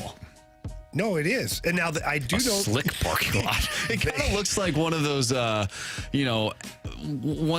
what's the word I'm looking for? When, post-apocalyptic street where you look at the road, which used to be pavement, but now there's some grass that's growing through the cracks. Okay. That's what that turf is. Like Wall-E.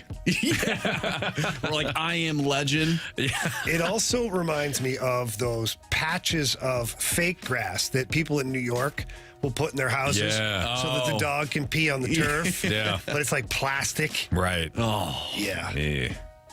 I was down on the field 1997, 98, somewhere in there. Down on the field, and I couldn't believe how bad the turf was. That was the original. You're talking about the original turf? The Astro This has been turf. upgraded. This turf here, Marshy, let me tell you, this is a Rolls Royce compared to what it used to be. They make that Super Bowl turf they played on last year. Oh man, look like a nice rug. I mean, can you imagine you're playing? Dude, that turf was like it was terrible.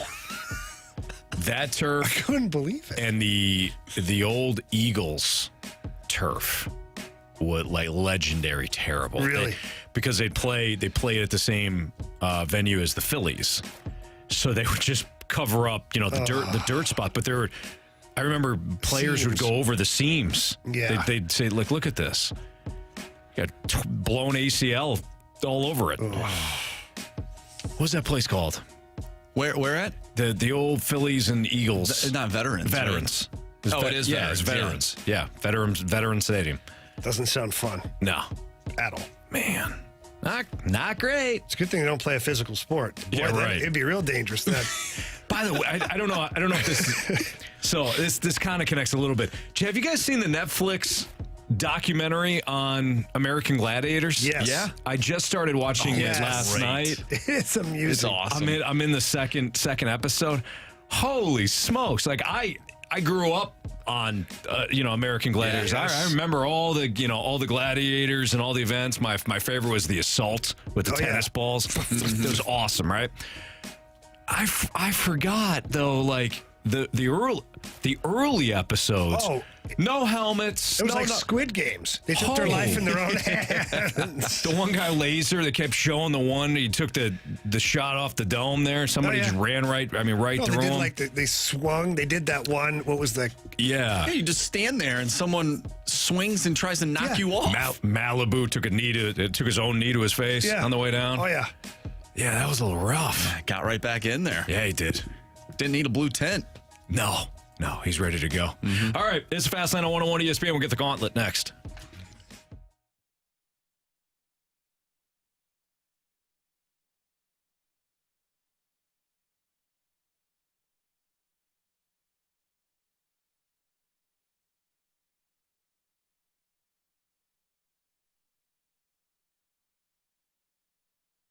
Fellas, if you are in the need for ED meds, don't pay too much for them. A lot of high prices out there right now. Little blue pill, you guys know what I'm talking about. Don't do it. Head over to the medicine shop in St. Charles. They are your destination for cheap ED meds. They've got a generic called Sildenafil for less than $2 a pill. I've seen it advertised in other places, not for $2 a pill or less. Of course, prescription is required. And if you have a medicine that you need on a regular basis and you can't get to the pharmacy, don't worry. The medicine shop in St. Charles has you covered. They offer free, discreet shipping and delivery to your home or your workplace. It's fantastic service. I can tell you what, I will absolutely be continuing to use this service throughout the hockey season as things get a little crazy. But if I need anything in particular, if I'm not sure about anything, I'm going to head into the pharmacy. They take great care of everybody over there. They treat you like family, and they'll answer all your questions, and they'll certainly point you in the right direction. So please get in there. Tell them Jamie Rivers sent you. If not, visit them online at stcharles.pharmacy. That's stcharles.pharmacy.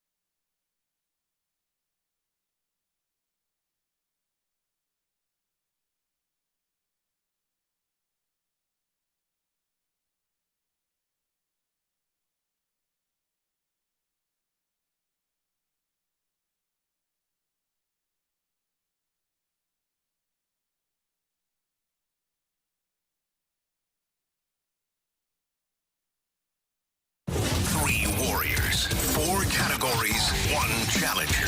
Can you master the Gauntlet? Brought to you by Master, your hometown source for business communications for more than 30 years. Visit masstour.com.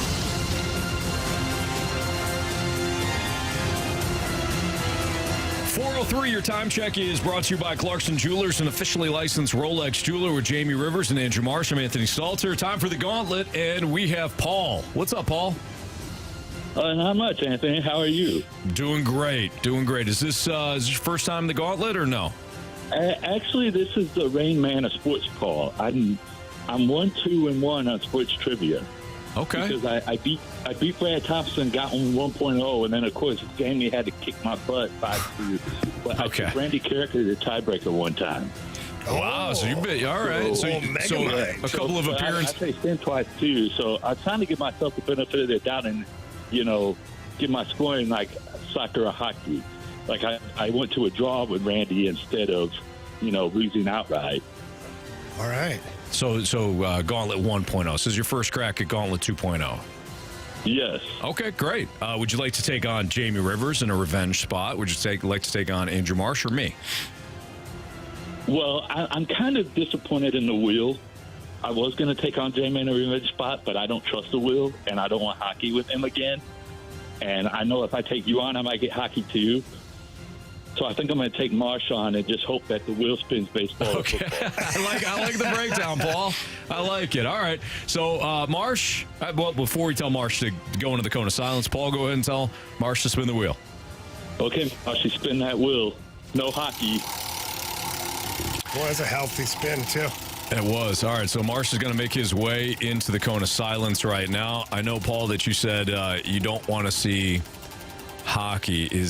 Do I see Jamie? Yeah. Oh, yeah. Yeah. All right. Okay. Well, Paul, seemed like a really nice guy. It's hockey. It's hockey. Sorry, Paul. Oh, God. At least I'm taking on Marsh instead of you, Jamie. Yeah, there you go. I was about to say the same thing. You could have asked for Jamie in a revenge spot, and you didn't. So, Paul, are you the one that we often see at remotes? Yes. I saw you at You guys saw me at the home run derby, and right? at Copper Fire. I know who you are, Paul. Yeah. We appreciate you listening, man. Thank you. Hey, no problem. All right, now, sharpen up. You ready? I'm about as ready as I can be with hockey. You know what? We're gonna need Mike Ryder to come in. Mike is.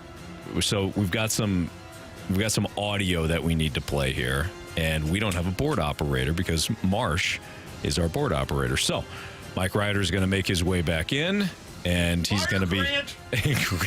Grant got creative. I like the audio questions. I'll tell you what. While Mike pulls up the audio, why don't we go to question 2? Okay, Mike, pull it up, please. Mike will pull it up. He'll get it. I'll give Mike my launch codes. Jamie, go ahead. Just read it. Okay. Go for We'll start 2. with question 2, Paul. There you go. Scramble. No huddle offense here. All right, Paul, here we go. Category hockey. Question 1, question 2 on our scorecard. Well, it has to do with question 1. Okay, let's go to question 3. Stay hot, guys. My God, Grant. I'm glad you read it, though. Oh, yeah, I had to. Okay, question 3. Question 1 for you, Paul.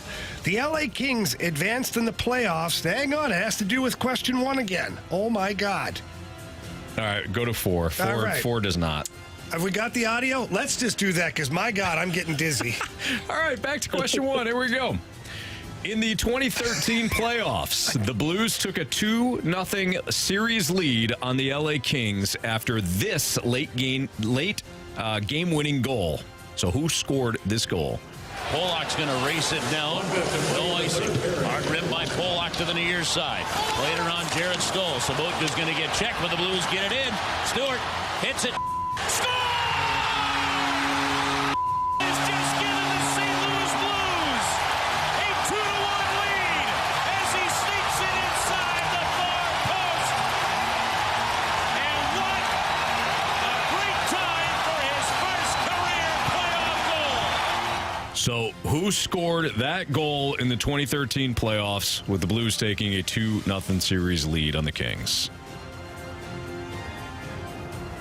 I'm going to take a shot in the dark and say Vladimir Tarasenko. Final answer? Final answer. All right, now I can actually get to the questions. Question 2, Paul. On that 2013 playoff team, who was the only Blue from Sweden? Oh, wow. I'll have to get the options, Jamie. All right. Was it Patrick Berglund, Chris Russell, or Roman Polak? William Polak, final answer. All right, Paul, question number 3. The LA Kings advanced to the playoffs that season after taking down the Blues in 6 games. Who defeated the Kings in 2013? 2013. He defeated the Kings.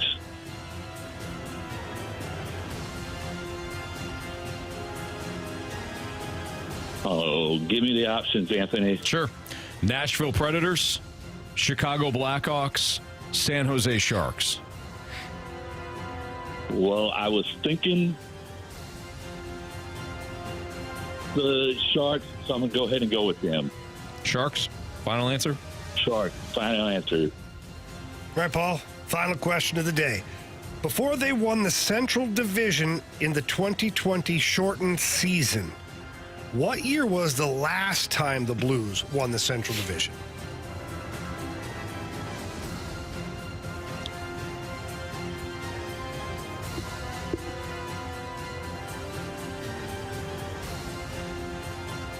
I'm going to go with 2014. Final answer.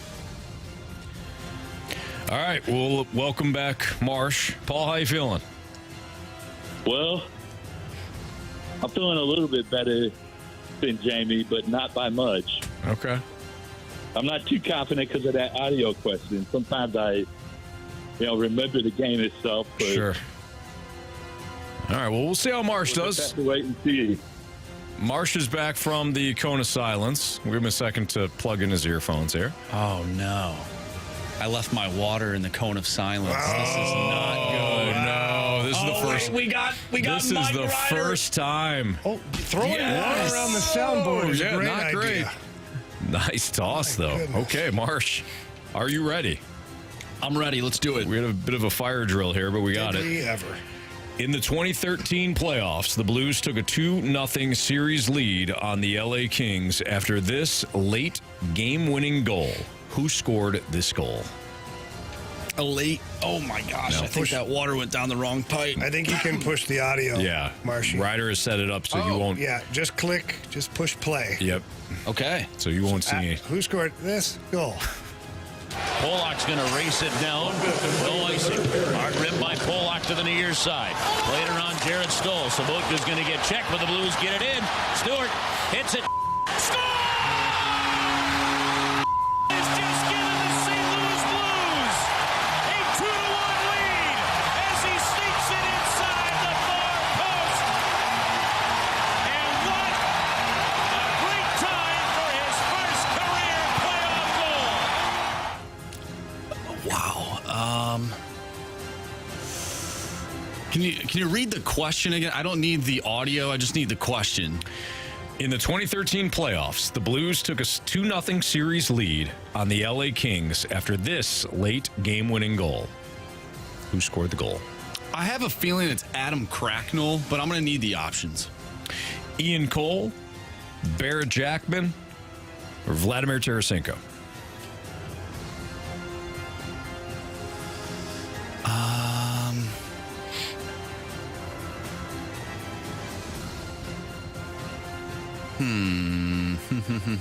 Snuck it in. Ian, they're both so two. Let's go Tarasenko. Final answer. Oh, I don't like that one. Question 2, Andrew. On that 2013 playoff team, who was the only Blue from Sweden? Jeez. Well, I believe it's Alexander Steen. Yeah, I mean, I think that was the series that he scored that overtime goal. Could have been a different. I know they played the Kings a few times, but Steen is the only Swede I can think of, so we'll go with Steen. Final answer. Question number 3. The LA Kings advanced in the playoffs that season after taking down the Blues in 6 games. Who defeated the Kings in 2013?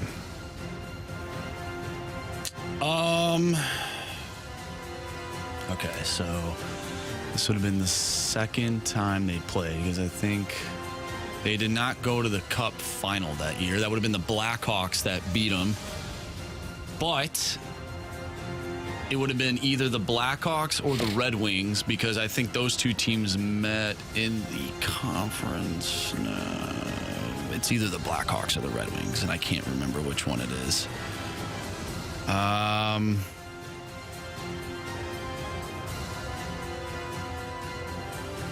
Oh, my goodness. I'm going to go Blackhawks. I think it's the Blackhawks. Final answer. All right, final question here. Final question here. What are you laughing at? You I don't know. Like you got shot or something. Yeah, well, I did earlier today with the airsoft gun. That's true, you did. Yeah, I can still feel it on my left cheek. All right, final question here. Before they won the Central Division in the 2020 shortened season, what year was the last time the Blues won the Central Division? Wow, great question.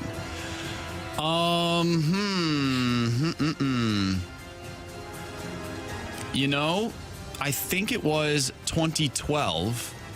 So it would have been the let's think here. 2012 is when the LA Kings won the Stanley Cup, and they were one of the worst teams. They were a bottom team. I think they were either a 7 seed or an 8 seed, one of the two. So they played the Blues, and I think they beat the Blues. So that would have been that 2012 season, 2011, 2012, that season. So 2012 playoffs, whatever the question is. Yeah, it was that year. 2011, 2012. The 2011-2012 season. Final answer? Final answer. All right, Jamie, let's go over these, kid. Yeah, let's. Before they won the Central Division in the 2020 shortened season, what year was the last time the Blues won the Central Division? Paul, with I don't even know if, did you go? No options. No options. Thank you. No options for Paul. 2014, he said, which was an option. Marsh, you said 2011, 2012, which was not an option. Okay. Correct answer is 2015. 2015 is the correct answer. 0-0 tie between Paul and Marsh.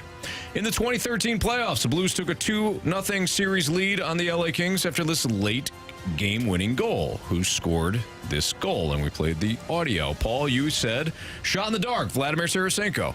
Marsh, you took the options, went with Vladimir Tarasenko. Correct answer is... Samoka's going to get checked, but the Blues get it in. Stewart hits it. Jackman scores!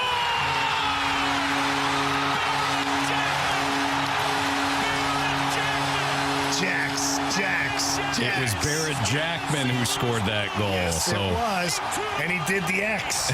Nice. He did. Does it say he's like Jax? I should have known that because he then scored again, I think in 2014 when they beat the Blackhawks. I think he scored. It was the game that Tarasenko ended up tying the game. Then they went to overtime. He scored that overtime game. But I couldn't remember that he did it beforehand. But interesting. Nevertheless, as I throw my pen, 0-0 tie. Yeah. On that 2013 playoff team, who was the only Blue from Sweden? And I imagine Grant did the born in Sweden when he did this question. Paul, you took the options. You went with Roman Polak. Marsh, you said Alexander Steen. Yeah, I know he was born in Canada. That's why I'm thinking. Yeah. Correct answer is Patrick Berglund. Patrick Berglund. So Steen on the 2013 team? He was. Yeah, I looked it up because when you said Steen, and I was like, uh-oh. Yeah, and he was born probably Winnipeg. He was. Yeah. In the wonderful city of Winnipeg. So 0-0. I mean, we talked about run suppression the other day. And Anthony. Paul and Marsh are putting on a run suppression show right now. It comes down to this. The LA Kings advanced in the playoffs that season after taking down the Blues in 6 games. Who defeated the Kings in 2013? Paul took the options, and he went with the San Jose Sharks. Marsh, you were between the Blackhawks and the Red Wings. Eventually, you said the Chicago Blackhawks. If it's the Blackhawks, Marsh wins. If it's the San Jose Sharks, Paul wins. If it's any team in the NHL that fits this question, we have a walk-off and a 0-0 tie. Jamie? Well, we often bug Anthony Stalter about where he was born. Chicago Blackhawks. Wow. Paul. You have chosen poorly. You lose. Not today. Marsh wins 2-0. You guys got every question wrong except for that one. Heavyweight tilt. Paul, thanks for playing. Thanks for listening as much as you do. We do appreciate it, but we got to send you home. Sorry, man. Yeah, no problem. I just feel so bad because some of these things, I would have been better if I was listening at home. Well, either way, we appreciate you listening. Yeah, I mean, sometimes I just take shots in the dark at home, and I know them, but it is harder when you're live on air. You're doing great, Paul. You're doing great, We appreciate you Good listening, job, buddy. Paul. See you, Paul. That was a tough one. Yeah. Yeah. All right. We'll talk to you again. Hey, there you go. That's the Gauntlet here in the Fast Lane on 101 ESPN. That's it's not having the water. I think that's what messed me up. You don't understand the struggle that was going on in here because the first 3 questions all surrounded the audio. Oh. So we tried to skip the first question. And say, all right, give Mike Ryder an opportunity. Find the audio. They're all connected. All 3 questions The first were 3 audio questions? Yeah, they're about the 2013 team. Yeah. And so every time I start to ask a question, can't go to that question. Because I didn't want to give away the first question by talking about the other question. Yeah, and I don't know if you would have, but either way. Anthony, I've learned a couple things in my lifetime, okay? 1, don't pet a burning dog. 2, don't fry your bacon without a shirt on. 3, don't wipe your ass with a broken beer bottle. Yeah, and that's a good one. 4, don't mess with the rules in the Gauntlet. Oh, good call. Yeah. I can't wait to look at the text line. That was Jamie. Well said there. That was the worst Gauntlet. It's great advice for you, okay? That will go down as the worst Gauntlet ever, I think. Hey, a win's a win. A win is a win. From like an execution standpoint. From It's a real playoff game. You look drained right now. I'm drained. Yes. I'm drained right now after that Gauntlet, which lasted 17 minutes and now 40 seconds. It's the longest Gauntlet. It's the worst Gauntlet we've ever had. We're way off clock right now. I don't even know where I am right now. I have to go to the bathroom. Where are we? Where are we? Where are we? I have to go to the bathroom. I'm thirsty. I'm hungry. Do the Cardinals have a clear direction for 2024? Oh, yeah, right. I'm sure we'll get into that quickly next on 101 ESPN.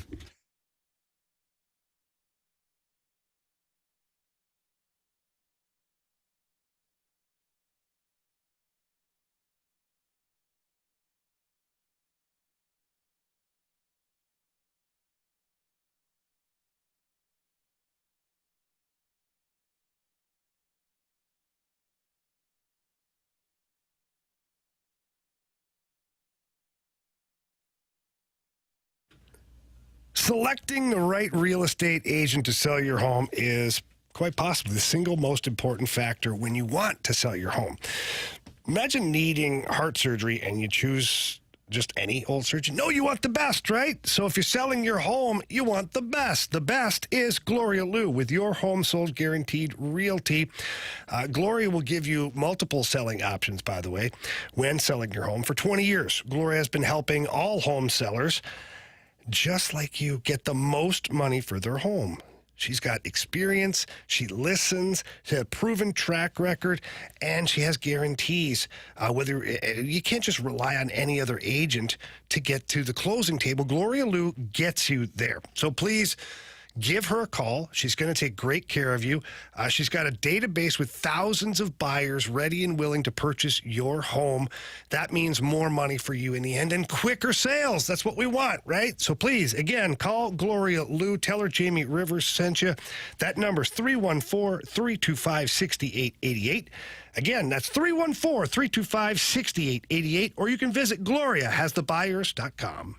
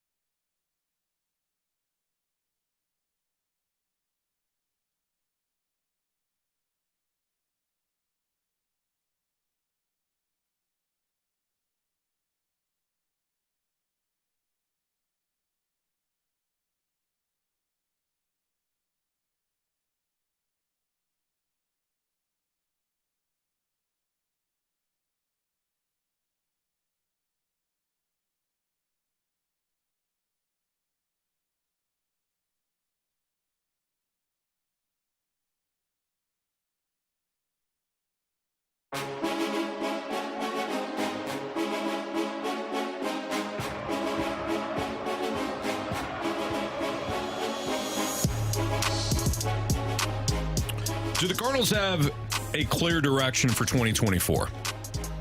I'm not being snarky. I'm not being flippant. No. I think that's part of the big concern that I have about the Cardinals. They don't have a clear direction, Jamie. Why would you say that, Anthony? Where should we start? They need at least 3 starters, if not more. Well, 5 or 6. 5, according to this. Yeah, some. So let me ask you this, okay? Because I think the Cardinals have been crystal clear as to what their plans are. Really? Yeah. Pitching. We heard John Mozeliak say that. Yep. And what did he acquire mostly at the deadline? Pitching. And what does he still say they need? Pitching. So the Cardinals got to figure it out, right? Isn't that what you do? You figure out, like, the one thing that you need, and you just go get it, right? If you're a horse and you're running in a race, yes. You put the blinders on, you just go forward. So you're not distracted by anything else. Yes. Yeah. So what, so what could be the problem?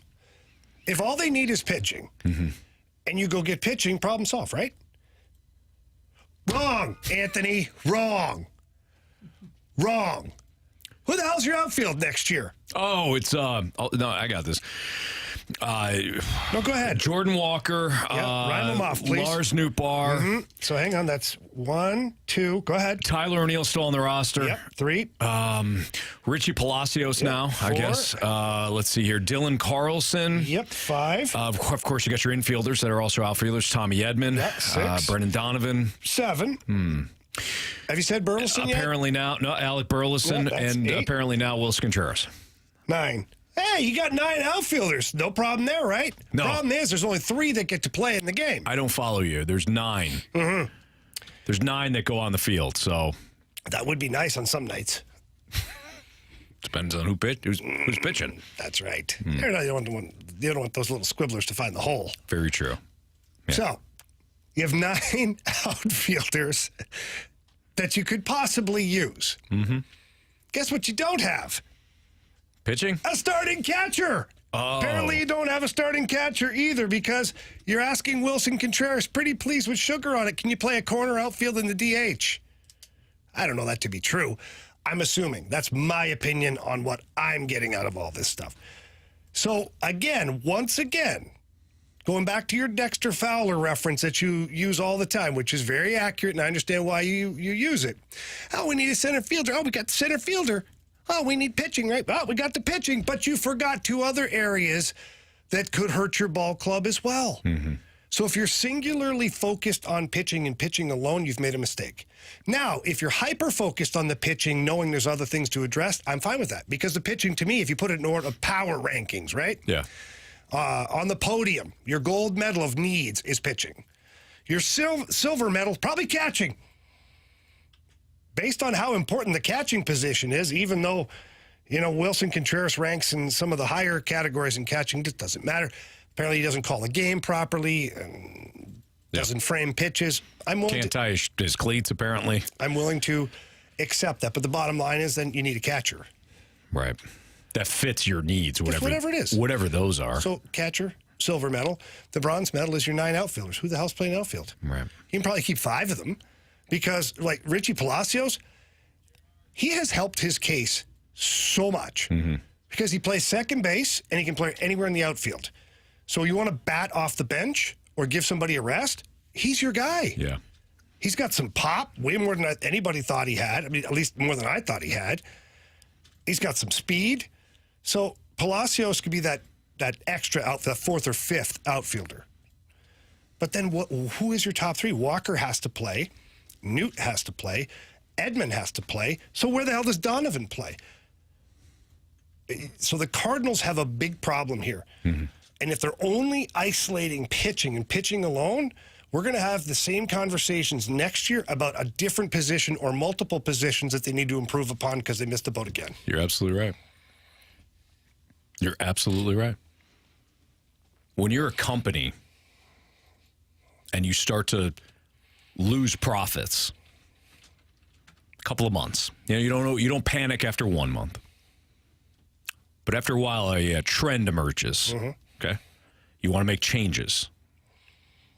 Don't you also want to fall back on who you are as a company?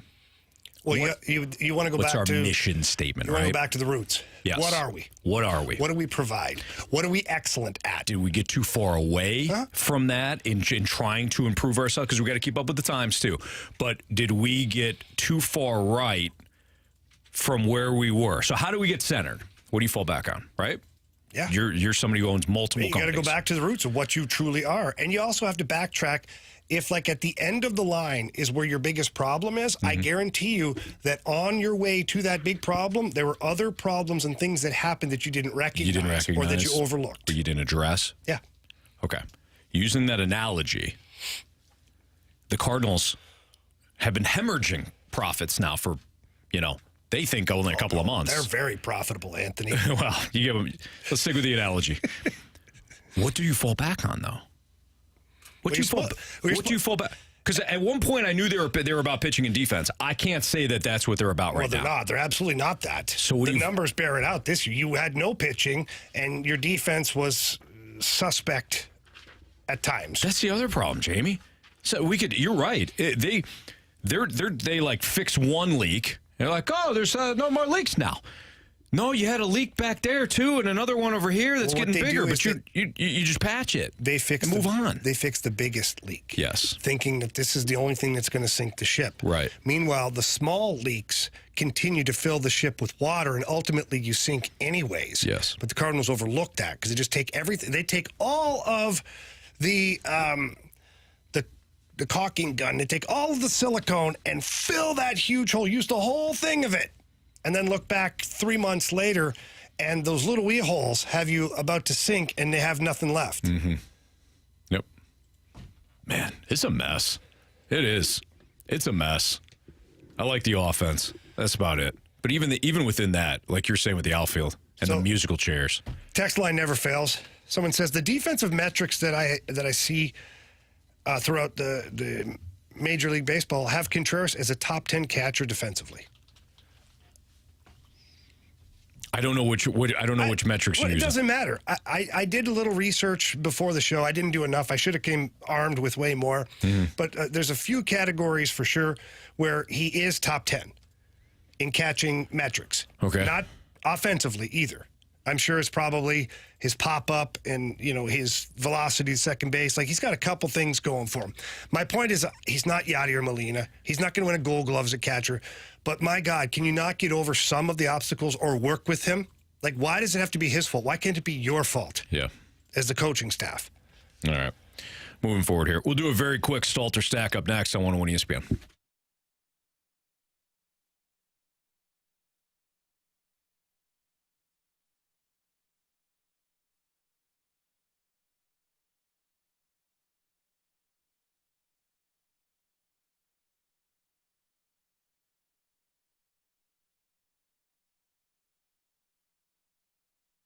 In 2 days, we're heading down to Auto Centers Nissan in Herculaneum. They're right off Highway 55 in McNutt, and we're fired up to do our live broadcast. We're going to be right in the showroom at Auto Centers Nissan Herculaneum, but you don't have to wait to come see us on Friday. We hope you do. We hope you stop by. Hope you enjoy the broadcast.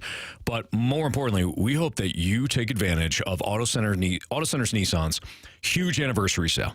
750 new and used vehicles of almost every make in stock, discounted, ready for immediate sale, ready for you to take home.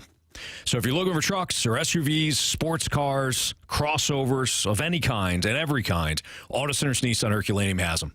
And in one spot, too. You don't have to drive around the greater St. Louis or Illinois area looking for your next new ride. No, they got it right there in Herculaneum, and Auto Centers Nissan is giving you an opportunity with their anniversary sale, this epic sale, to spin the wheel for an additional $1,000 off, register to win a new Polaris ATV, and also receive other gifts and prizes just for stopping by. And this is on top of the financing options that they have for everyone. This is on top of the great customer service that they have, the 30-day return promise, the complimentary warranty that they're going to give you on Nissans. They're fantastic. So come check us out on Friday at Auto Centers Nissan Herculaneum, or don't even wait. Just go out and see them right now and tell them Stalter sent you. It's Auto Centers Nissan Herculaneum.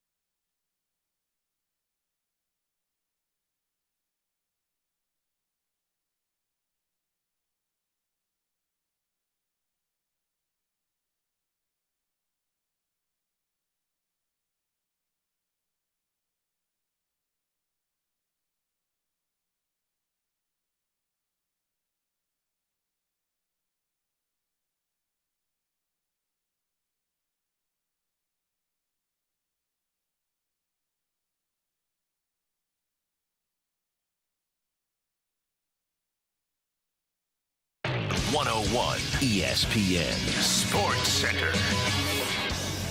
I'm Andrew Marsh. It's time for a Sports Center update, driven by Johnny Londoff Chevrolet and Johnny Londoff Autoplex. The Cards get a victory last night over the Milwaukee Brewers by a final score of 4-1. They will be back in action tonight, taking on the Brewers once again as Zach Thompson is on the mound, going up against Wade Miley. First pitch is at 6:40. Last night, the Blues defeated the Columbus Blue Jackets 3-2. Another preseason game for the Blues. They'll be back in action tomorrow, going up against the Chicago Blackhawks. Game for that one starts at 6:30. You can catch all the action right here on 101 ESPN. Tonight we have the Mariners and the Astros. This game has some playoff implications, so perhaps you will tune into that one. Mariners, Astros right here on 101 ESPN. Pregame starts at 8 o'clock. We have our Stalter Stackup coming up next. I'm Andrew Marsh, and the Sports Center update is driven by Johnny Londoff. Find your roads and shop 24/7 at Londoff.com and LondoffAutoplex.com. Are you kidding me?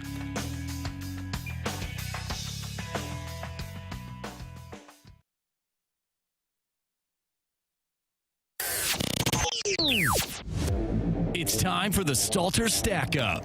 The top 10 teams in the NFL from the mind of Anthony Stalter. That's right, time for the Stalter Stackup. Courtesy of the sick mind of me. Let's do this, Marsh. Go.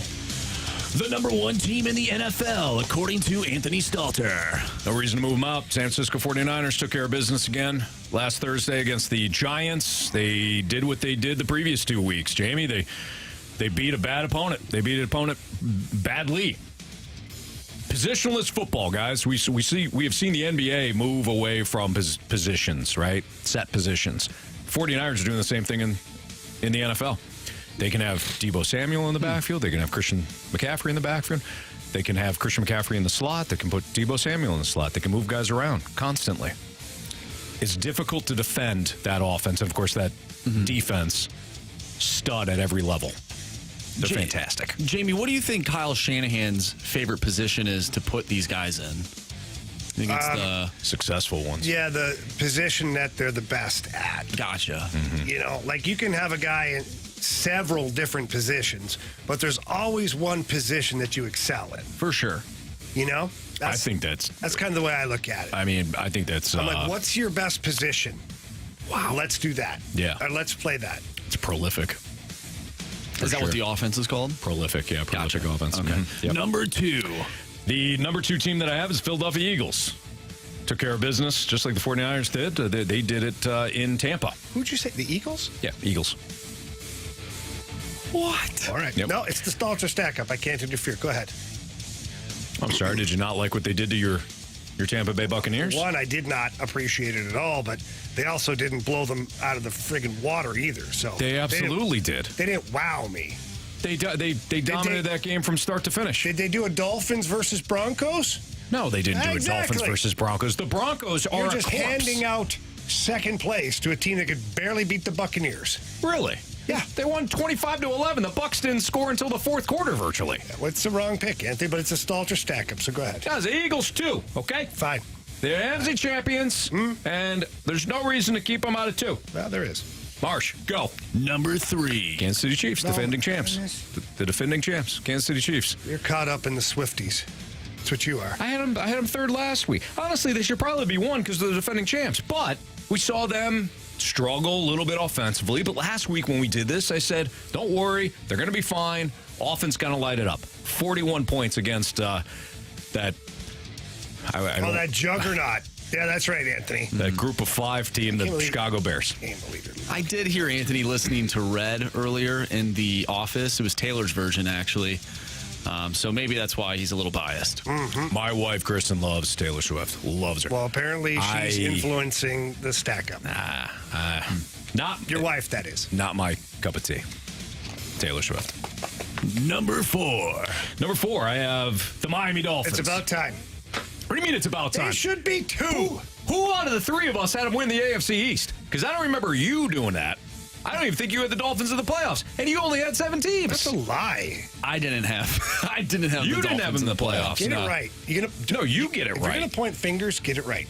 Don't finger me if you're wrong. You know what, Jamie? Okay. I'll finger you if you're wrong or right. Well, then I'll tell you what, I'm going to snap off that finger. You better watch out, Anthony. Did you see what he did to Mike Ryder in the break? I did. He was vicious.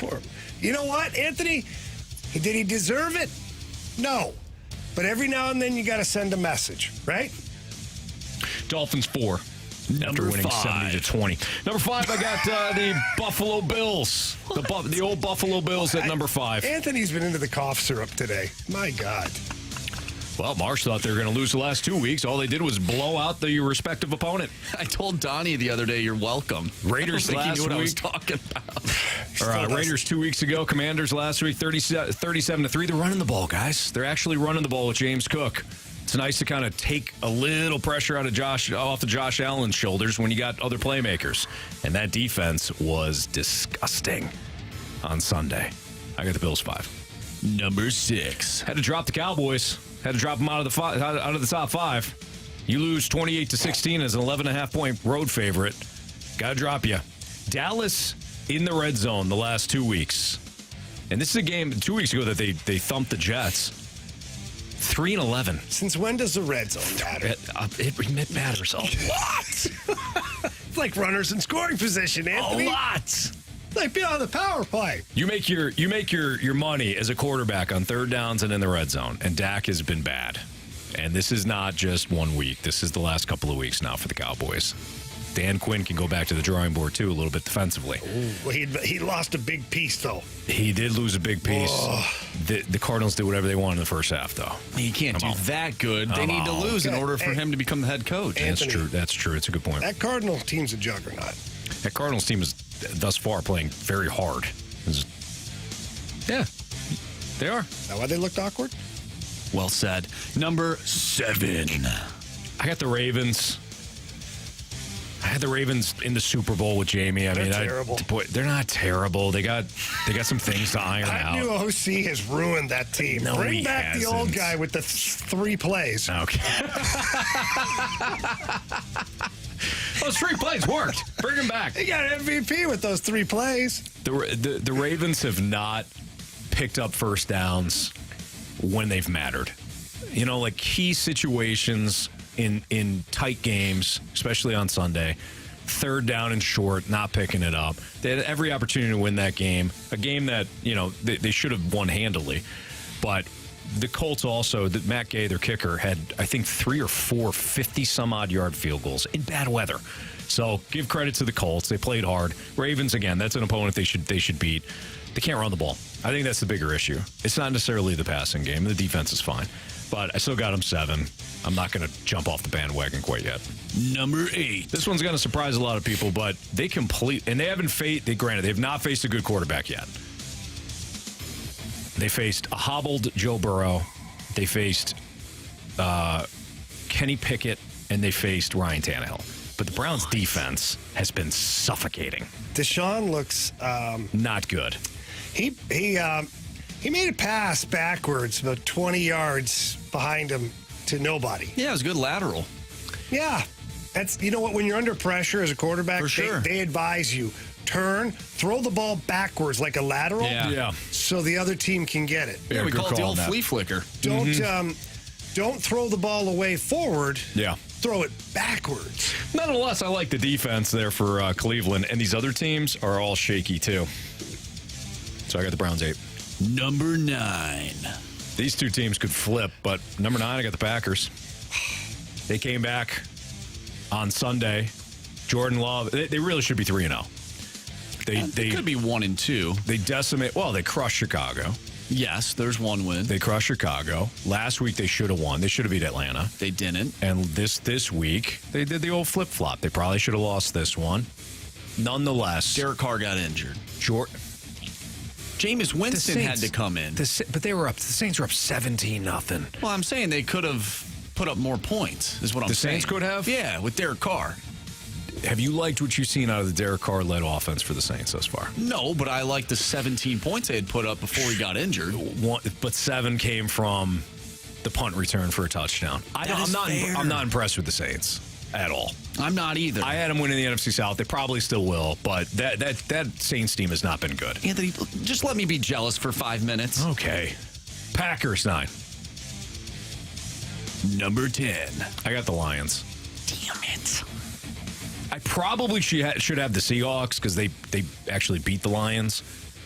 But Seattle gave up 27 points to Carolina. An Andy Dalton-led Carolina team. And then they couldn't cover Adam Thielen. I think Seattle... I'm going to stick with what I said with Seattle in terms of the preseason expectations. I don't think they make the playoffs this year, even in a bad NFC. I'm not completely impressed with them. They had a nice comeback last week against Detroit. Detroit shot itself in the foot. I think Detroit's a better team. They play that game 10 times. I think the Lions win 6 or 7 of them. So I got the Lions out of the Seahawks. I got the Lions at 10. Well, Anthony, every now and then we have a bad week. It happens. I like the we. Stalter Stackup had its bad week. Nah, I don't think so. That was pretty bad. Marshy knows. He texts me. Mid-segment. Yeah, he's like, And how could he not put a 70-point team in at least a top 3? Well, they'll earn their way. You know what? Maybe if they kick that field goal, they're number 1. You never know, right? It's honestly why I docked him. It's Fastlane on 101 ESPN. Anthony grades on a curve. Let's play Prove Me Wrong next on 101 ESPN.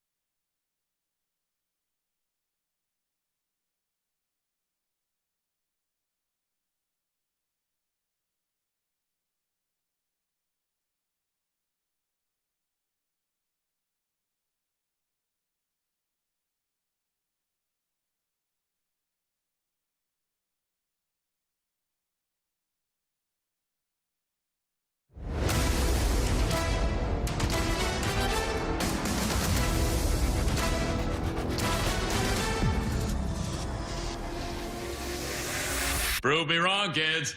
Prove me wrong. All right, the always popular Prove Me Wrong here in the Fast Lane on 101 ESPN. This is where Andrew Marsh reads a statement. Jamie and I are basically lawyers in this, and we're tasked to prove the listener wrong. Marsh, what do we got? All right, let's start off from the 636. Prove me wrong. The Cards finish third in the Central next year at best. Ooh, that is juicy. You're going to finish fourth or fifth because you've got too many issues right now. You're going to have 5 new starters, Anthony. Yeah, you're going to have 5 new starters next year. You're going to have, actually you're not. You're going to bring back Mikolas and Matt, so you're going to guarantee them.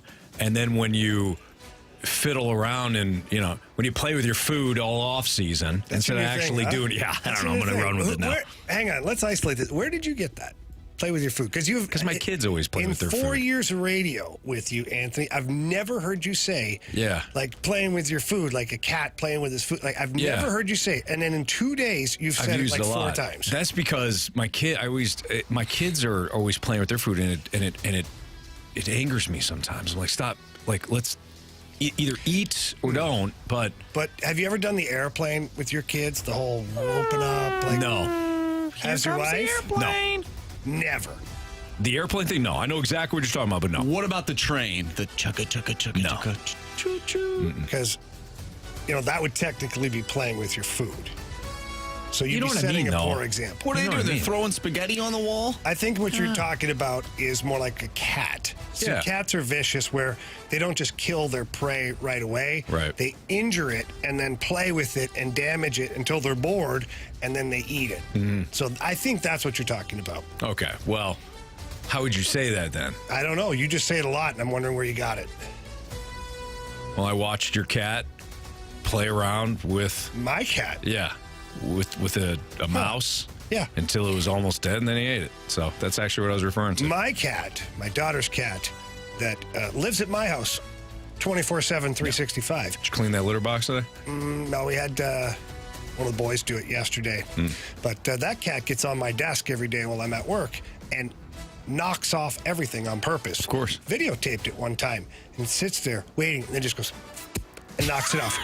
And then waits and scurries over and looks around and knocks it out. I couldn't find a pen one time. She had knocked it off the desk down the hallway underneath the door to the basement. It was on the landing to the basement. Wow. Cat had fun, though. Freaking cat. Yeah, your Cardinals are going to finish 4th or 5th next year because you're not going to get enough quality pitching. You're going to run this thing back. I think they finish 2nd or 3rd. I know that's... I know. Whoa. I thought you guys were a team. Whoa. What's going on here? They don't finish 3rd. They can finish 1st, they can finish 2nd, they can finish 4th, or they can finish 5th. Why can't they finish 3rd? Because this has proved me wrong. We have to prove, or you guys have to. And the texter said they finished 3rd. The Cardinals finished 3rd. Best.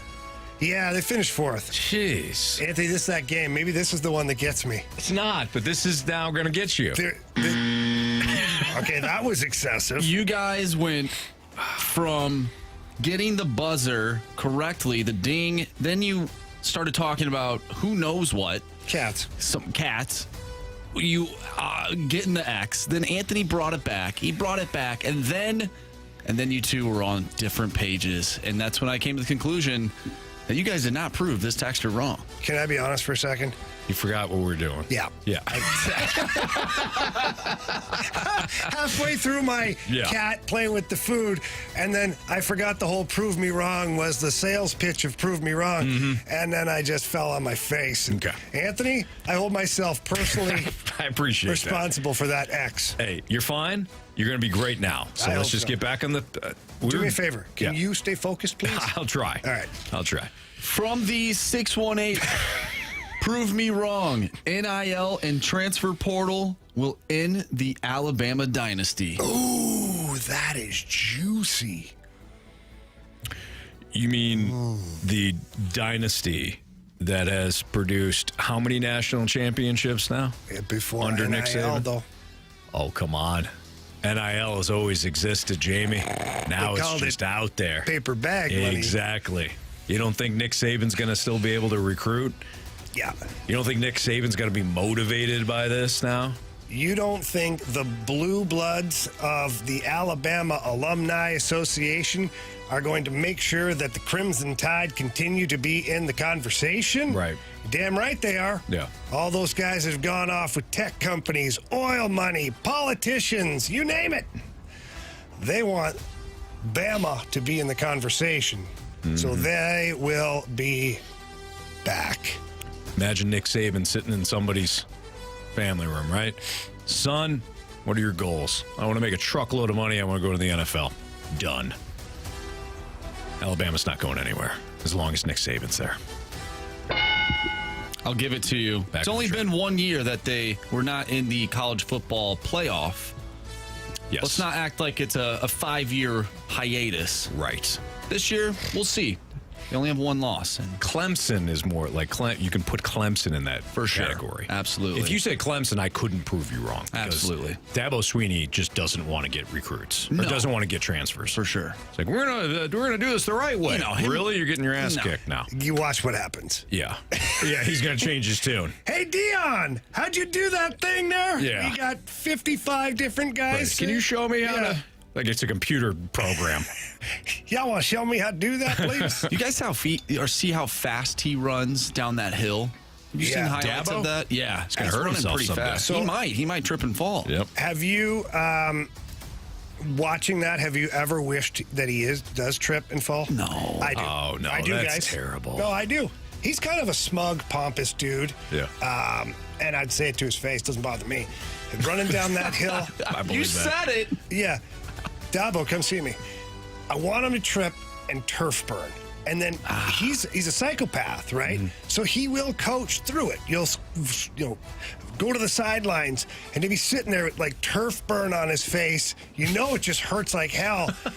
So he's calling them plays. So do you think he falls like towards the end and then like slides on the turf on his face? Yeah, like kind of a slips and then a little bump. And like the girl in the First Date Blink-182 music video where she's sliding on her braces. I don't know if you've seen that. Yeah, I don't know if I've seen that video. People who have, you know what I'm talking about. I picture him falling, bumping in the air, and then when he lands, it's on the turf. Yeah. No hands at all, though, because he's so shocked that he fell. I like that. Yeah. All right, last one here. From the 314, Nolan Arenado won't win the Gold Glove this year. Prove me wrong. Anthony? What's trending is next in the Fast Lane on 101 ESPN.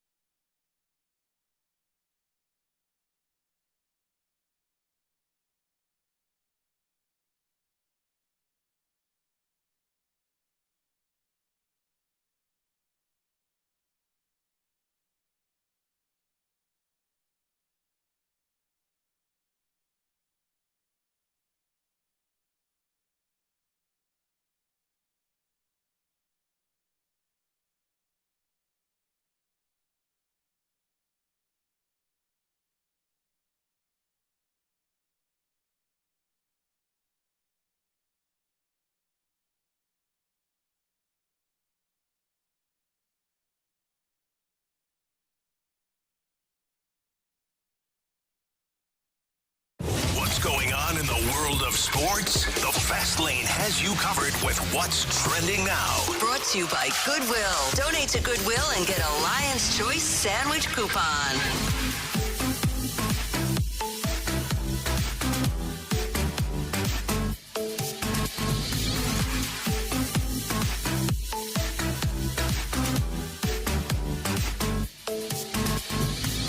Welcome back to the Fast Lane here on 101 ESPN. Anthony Stalter, Jamie Rivers, I'm Andrew Marsh, and it's time for What's Trending.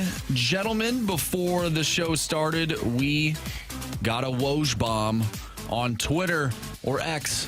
Breaking, the Portland Trail Blazers are trading guard Damian Lillard to the Milwaukee Bucks, sources tell ESPN. So this has been out for a little while, but we are just now hitting it. What are your thoughts on Damian Lillard going to the Bucks? Anthony, your thoughts?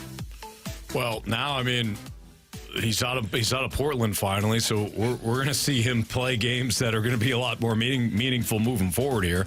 There's no more excuses. I mean, he's playing with one of, if not the best in the league, and Giannis. You gave up Drew Holiday, you gave up DeAndre Ayton, you gave up, first-round pick. They swapped a couple of picks. So, interesting move. They clearly feel as though Milwaukee does that if you pair Dame and Giannis, that this is going to lead you back to the title. I mean, last year's disaster. Want to fire their head coach after winning the championship 2 years ago. So you're kind of all in on the Dame Lillard. You got all your eggs in that basket. So it's going to be interesting. I like that he's out of Portland. I didn't see him going to Milwaukee, but I think it's great. Does that affect his legacy as an NBA player? I know NBA fans always use the term legacy. Yeah, I wouldn't say so. He was traded. It's not like he signed. It's not like he signed. Right. It's not like he did. It's not like he did the Kevin Durant thing. Right. Oh wow, yeah, Kevin Durant. Oof. I mean, he's a 7-time All-Star. I mean, if he wins a title, you're saying, because he had it. Well, he couldn't do it himself. Right. Yeah. I mean, you look at his track record.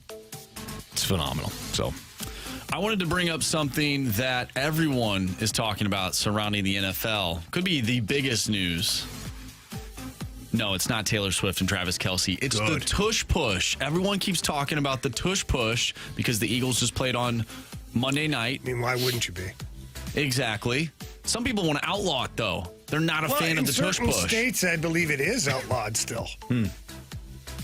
The 4th and 1 play or the and goal play, that's what we're talking about. Of course. What else are you talking about?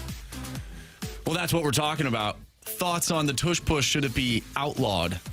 I think 31 defensive coordinators want it outlawed. The only defensive coordinator that doesn't is the Eagles, DC, because of Jalen Hurts. I don't care. You know what, Anthony? I don't mind the tush push. If you don't like it, learn how to defend it better. You know what I'm saying? It's basically indefensible. It's not. Get a stronger defensive line. Get more guys there defending the tush push. It's basically indefensible. The more guys, the better in that situation, Anthony. You have a better chance at that point. Wait until. So if you have Jalen Hurts who can squat, I think 500 pounds, he could probably do all that on his own. Probably. Wait until you see some of these teams. They're gonna design a play off of this. Like there's going to be.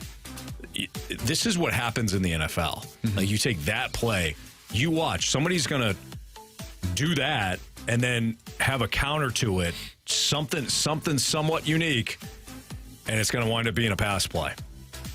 Well, yeah, or a handoff to the old fake tush push. That was a wideout. There you go. All these other teams are complaining about it. Why not do it yourself? Like the Chargers, for instance. We talked about them having a 4th and 1 or 4th and inches against Minnesota, and they elected to run the ball instead of throwing it, which they could have thrown it and probably have gotten the first down. But why don't they do the tush push? Yeah. I believe Keenan Allen even said we should do that. Sure. There's no rule saying they can't. Yeah, all teams shouldn't. If you don't like the tush push, don't put yourself in that position. Okay? What I mean is the defense, hold the offense away from that area. You don't like the 4th and inches, don't give them that. I mean, it is what it is. Jeez, I think we should just give them the first down instead. No, don't outlaw it. No, you can't. No. I personally, I like it. You know what, Marshy? I don't blame you. Yeah.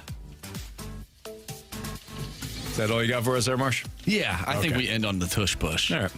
The Fast Lane, that's place to us. finish. We'll be live this Friday from 2 to 6 at Auto Centers Nissan in Herculaneum for their huge anniversary sale. Check out 750 new and used vehicles of almost every make in stock, discounted and ready for sale. Plus, spin to get an additional $1,000 off. You could also register to win a new Polaris ATV. I saw that, Jamie. I think you're going to be riding around on Friday. Oh, for sure.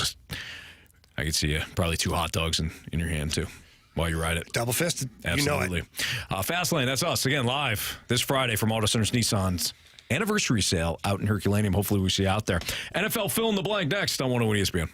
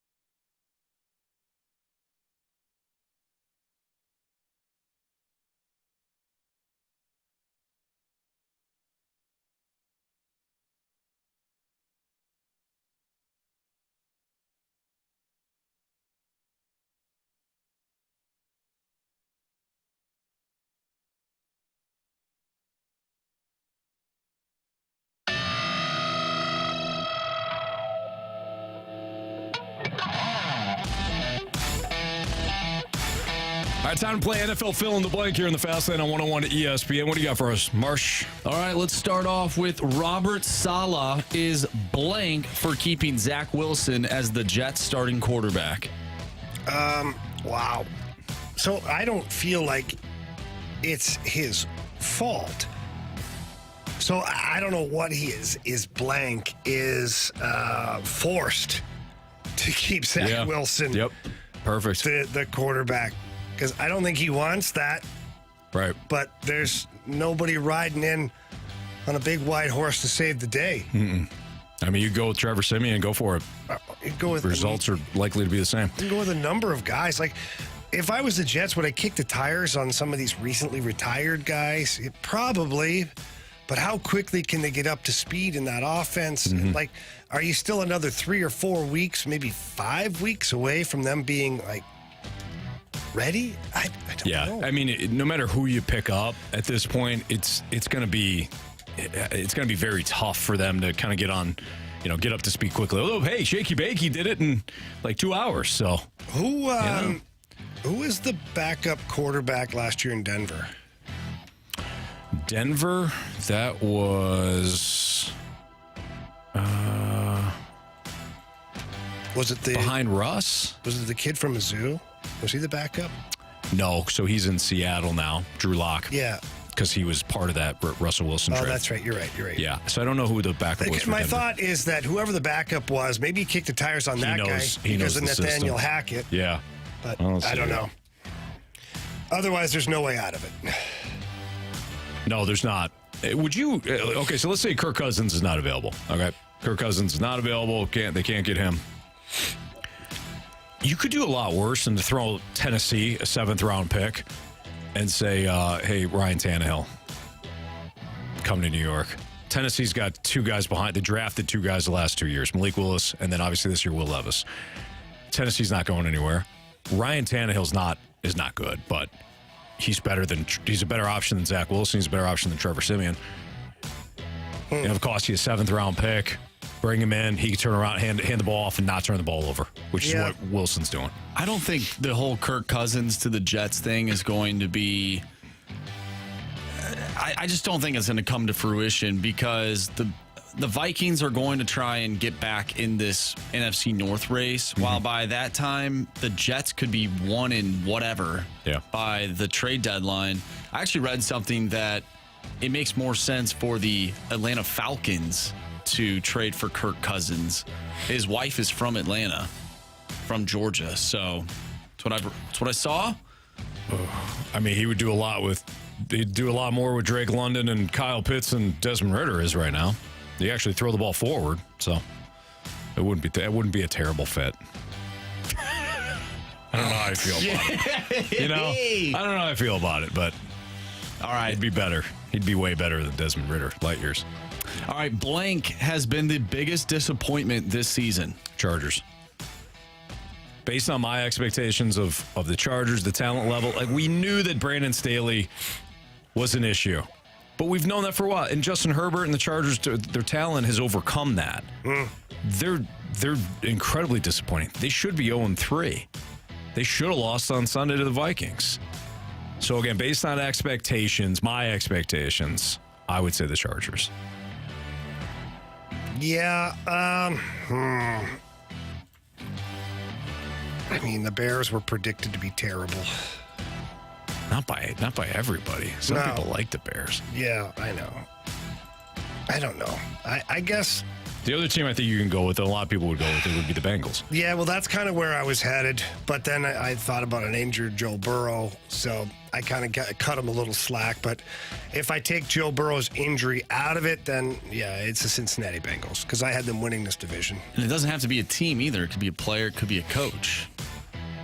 Not saying that you have to go that direction, but just to keep your options open. Another one would be Jacksonville. Yeah. They haven't looked great. Their offense stunk in week 2. The Colts had them for, a lot of that week 1 game. And then last week, you completely laid an egg at home against the Texans. So Jacksonville, I would say Chargers 1, Jacksonville 2. Based on, again, on my preseason expectations. All right, guys, next one. The blank would not be where they are right now this early in the year without blank.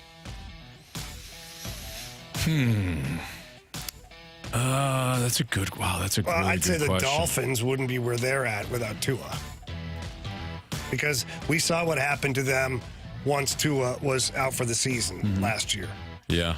and we all kind of giggled, and I think we still don't take it seriously that Tua is actually an elite quarterback in the NFL. I find myself still unwilling to give him full credit, but all he's done since he's been a Miami Dolphin is prove us wrong. Mm-hmm. You know, when he's not injured. He started last season, he was on fire. Yeah. And he got injured, and he got injured again, and all that stuff. And we saw what happened to the Dolphins, ultimately. Sure. So if they don't have Tua right now, I feel like that's a big difference maker for them, because they showed us last year without him, it was a big difference. Yeah. That's a good one. How about the Browns wouldn't be 2-1 without Miles Garrett? Oh, that's a great one. I mean, I've never seen, well, I it's a shouldn't have, one-man wrecking crew. I shouldn't have never seen it. There are very few players that I've seen on defense completely disrupt an offensive system Yeah. to where the other team is calling timeouts because they can't figure out where the hell you're going to line up. Right. So Lawrence Taylor was a guy that did that to teams' offenses. Remember Randy White with the Cowboys, Mean Joe Green. Like, we're going back here a little bit. Richard Dent with the Chicago Bears. Sure. Like, there's some guys that disrupted offenses. Reggie White, for sure. Bruce Smith, yes. But they're unique, right? Right now, Miles Garrett is that guy. Yeah. He's phenomenal. We That's a have really good question. Well, thank you. We have multiple people texting in saying the Chiefs would not be where they are without Taylor Swift. Yeah, that's a good point. I mean, financially and the revenue that they've driven in the last handful of days, the Kelsey podcast is #1 in the nation.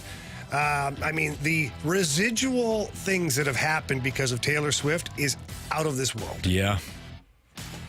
That's a good one. Yeah. Lamar Hunt Jr. is like, oh, yeah, baby. Go Chiefs. All right, guys, next one. Blank is not playing like his former self. Russell Wilson. Yeah, perfect. Yeah.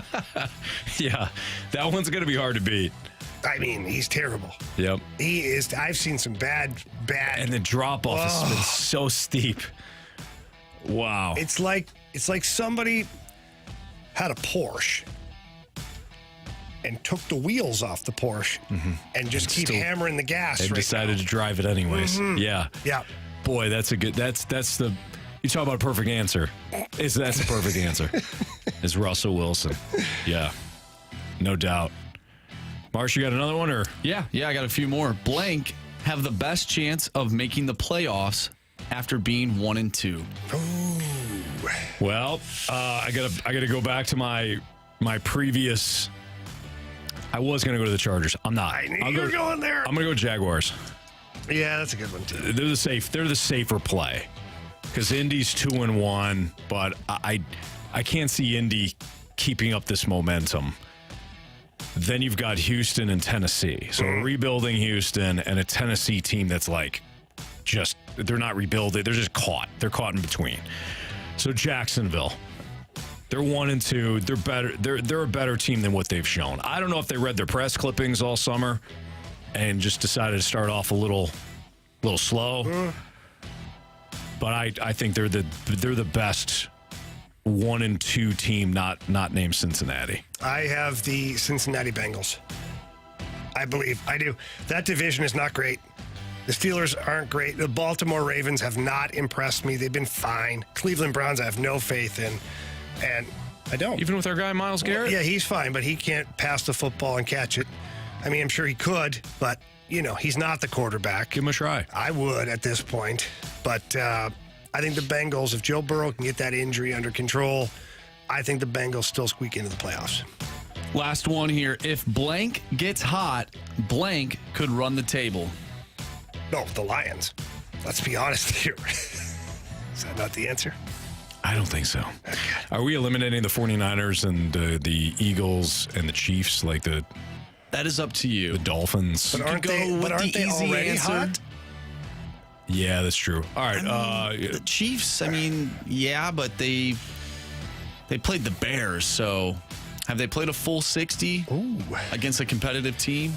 I think Baltimore. I think if Baltimore gets hot, they can run the table. That's a big if right now, but I agree with you.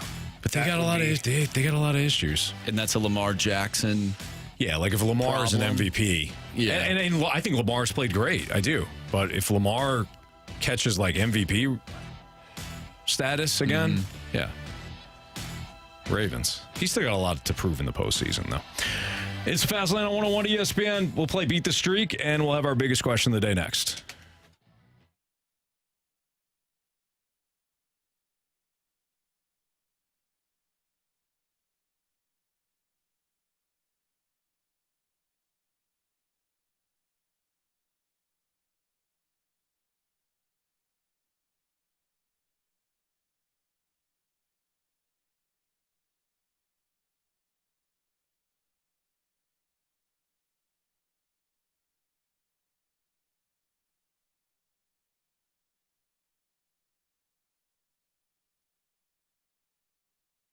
Anthony, guess where I was this morning? Let's see here. Wednesday. Mentality. Mentality, baby. I went in there, and first of all, you walk in. It's awesome. I've gotten to know a bunch of the people who go in there that are using Mentality. The staff is super friendly. And then, as you know, they put your name down. You go back, and you get your weekly treatment. What a difference it has been for me. I know that you've had your own personal experience, but my testosterone was low. They figured that out through the blood panel. They've answered questions. And I don't know about you, but for me, I felt like the process was super easy. How's your workouts been? Oh, man, I've been nailing it. Look at you, too. You're all buff right now. Okay, well, Jamie, did you just do push-ups without me looking? I did, yeah. But Mentality's also helped with that. You know, when you sit down, Jamie, you know this. You go in there and you feel maybe a little apprehensive at first because you don't want to talk about some of the things that you've been feeling. You maybe you're run a little down. Shy or embarrassed. Yeah, but Jamie, you helped me with that because you said, listen, I did it. I went through it. You and I are close. So you said, look what this has done for me. So I followed suit, did the same thing, sat down. Same deal. Low testosterone, deficient in certain vitamins. And you're almost kind of like, yeah, it makes a lot of sense. I mean, so now I got a reason, right? Did you feel that way too? Oh, of course. Now we got a reason. Now we're going to fix this. And that's what Mentality has done. But you got to go down there. You got to see them. So if you are feeling depressed, you're feeling low on energy, stop with the energy drinks. Swap it out for water and actually do the right thing for your body and get some help. Mentality's there for you. Yeah, just get in and talk to them. Okay, tell them that Anthony and Jamie sent you in. They're going to take great care of you. You will love it. It will change your life, and you just have to get in there and get started. If you need more information or you want to book an appointment, visit them at lowtusa.com. Again, that's Mentality at lowtusa.com.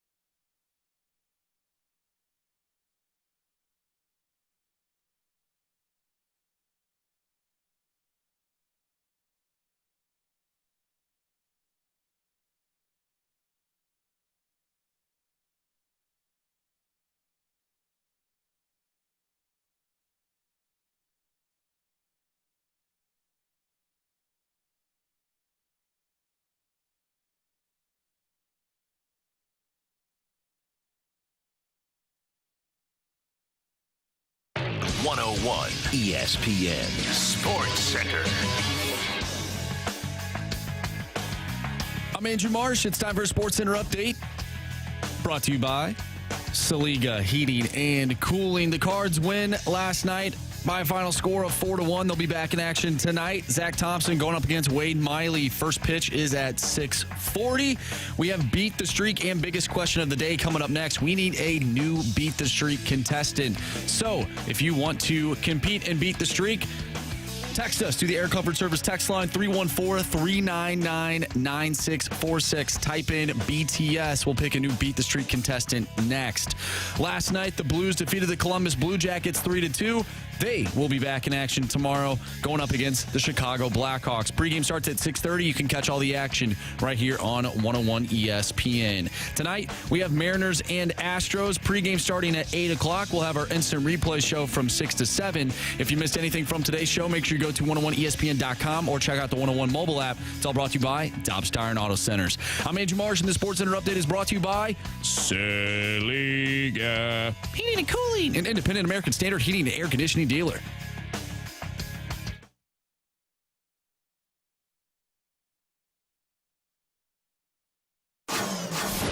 It's time for the Fast Lane's biggest question of the day. All right, as Marsh noted, we do need a new Beat the Streak contestant. So if you want to text in 314-399-9646, Beat the Streak or, streak or whatever, you'll have an opportunity to take us on. You're all going streaking. In the quad. Snoop.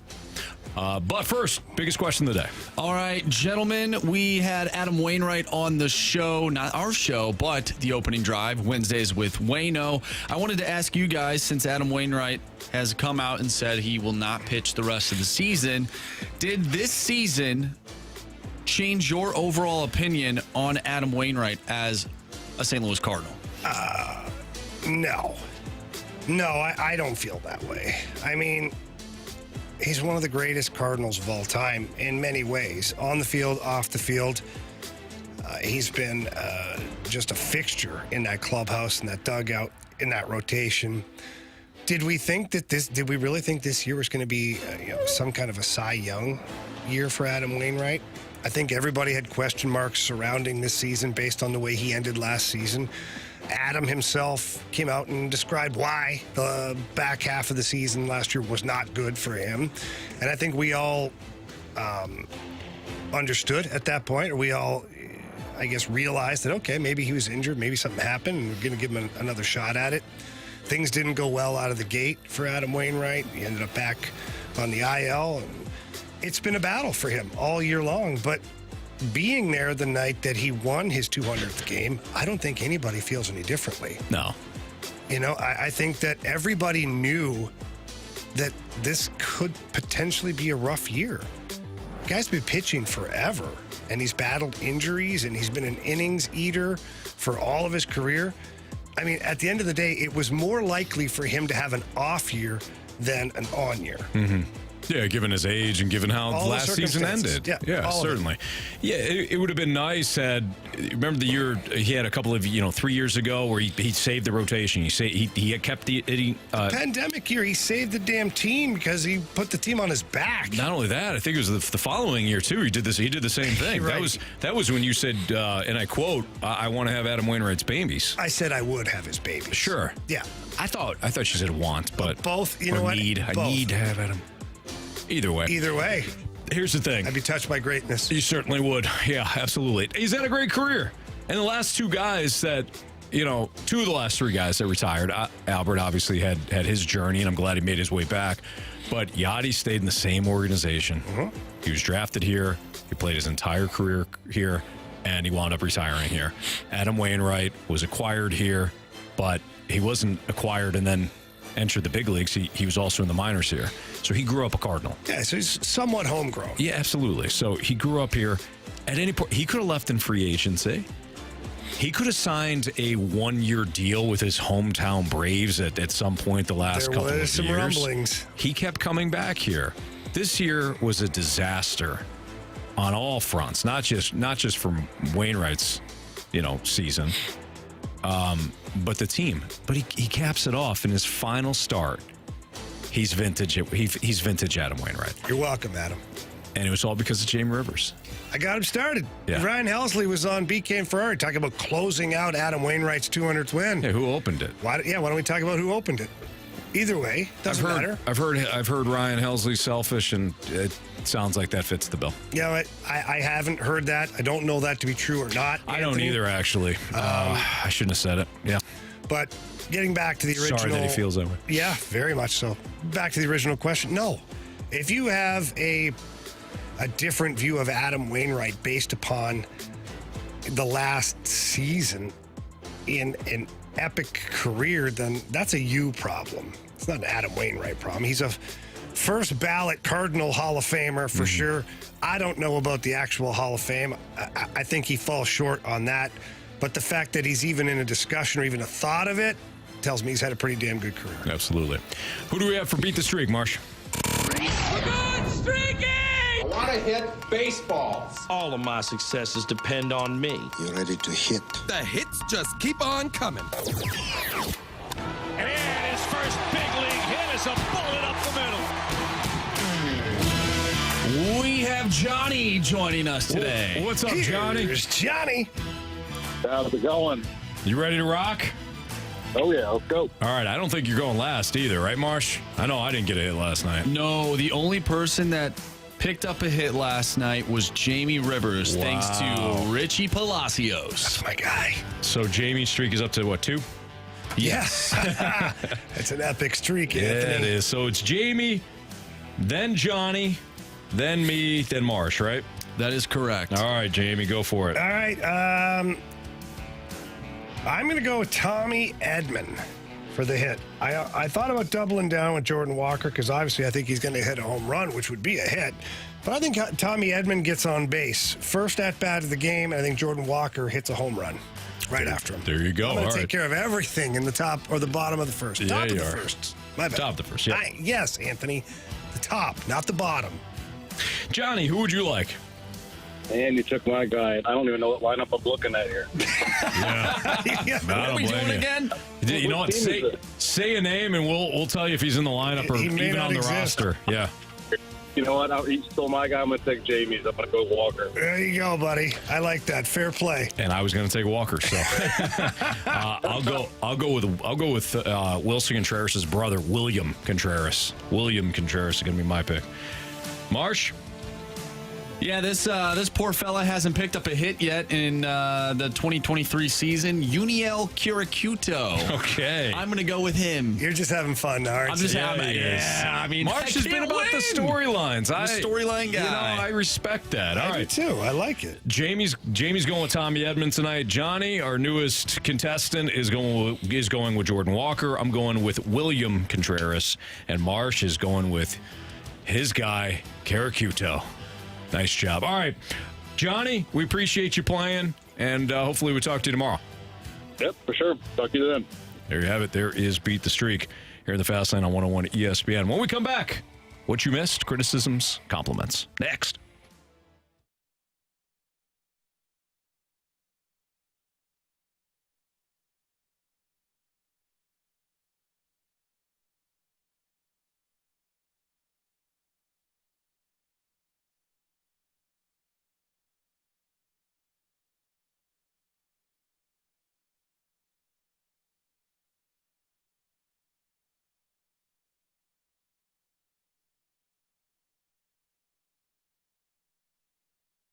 Anthony, I won't forget one thing.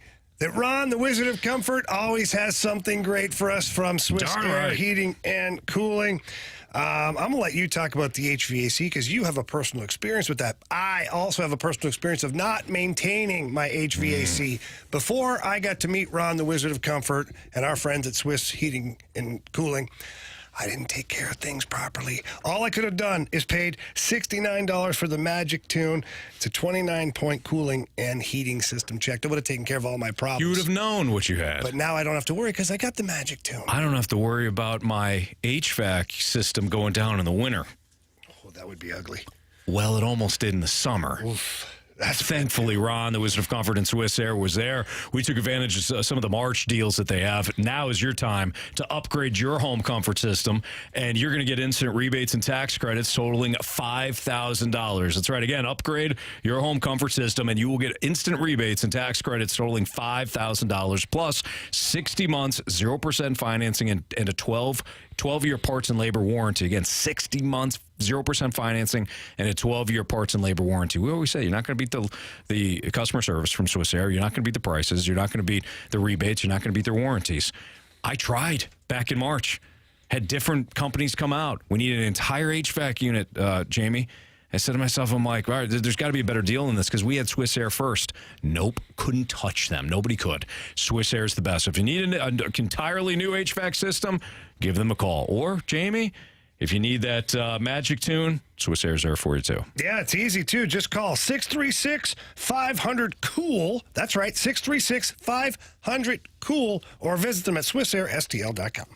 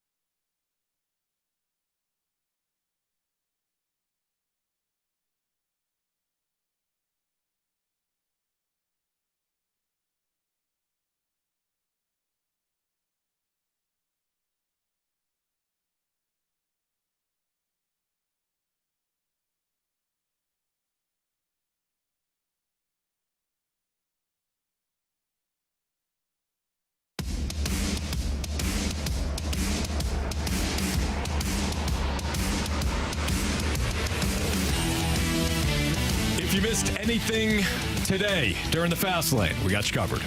Podcast available at 101ESPN.com or check us out on the 101 ESPN mobile app. The podcast is brought to you by Dobbs Tire and Auto Centers. Talked about last night's Blues and Blue Jackets game.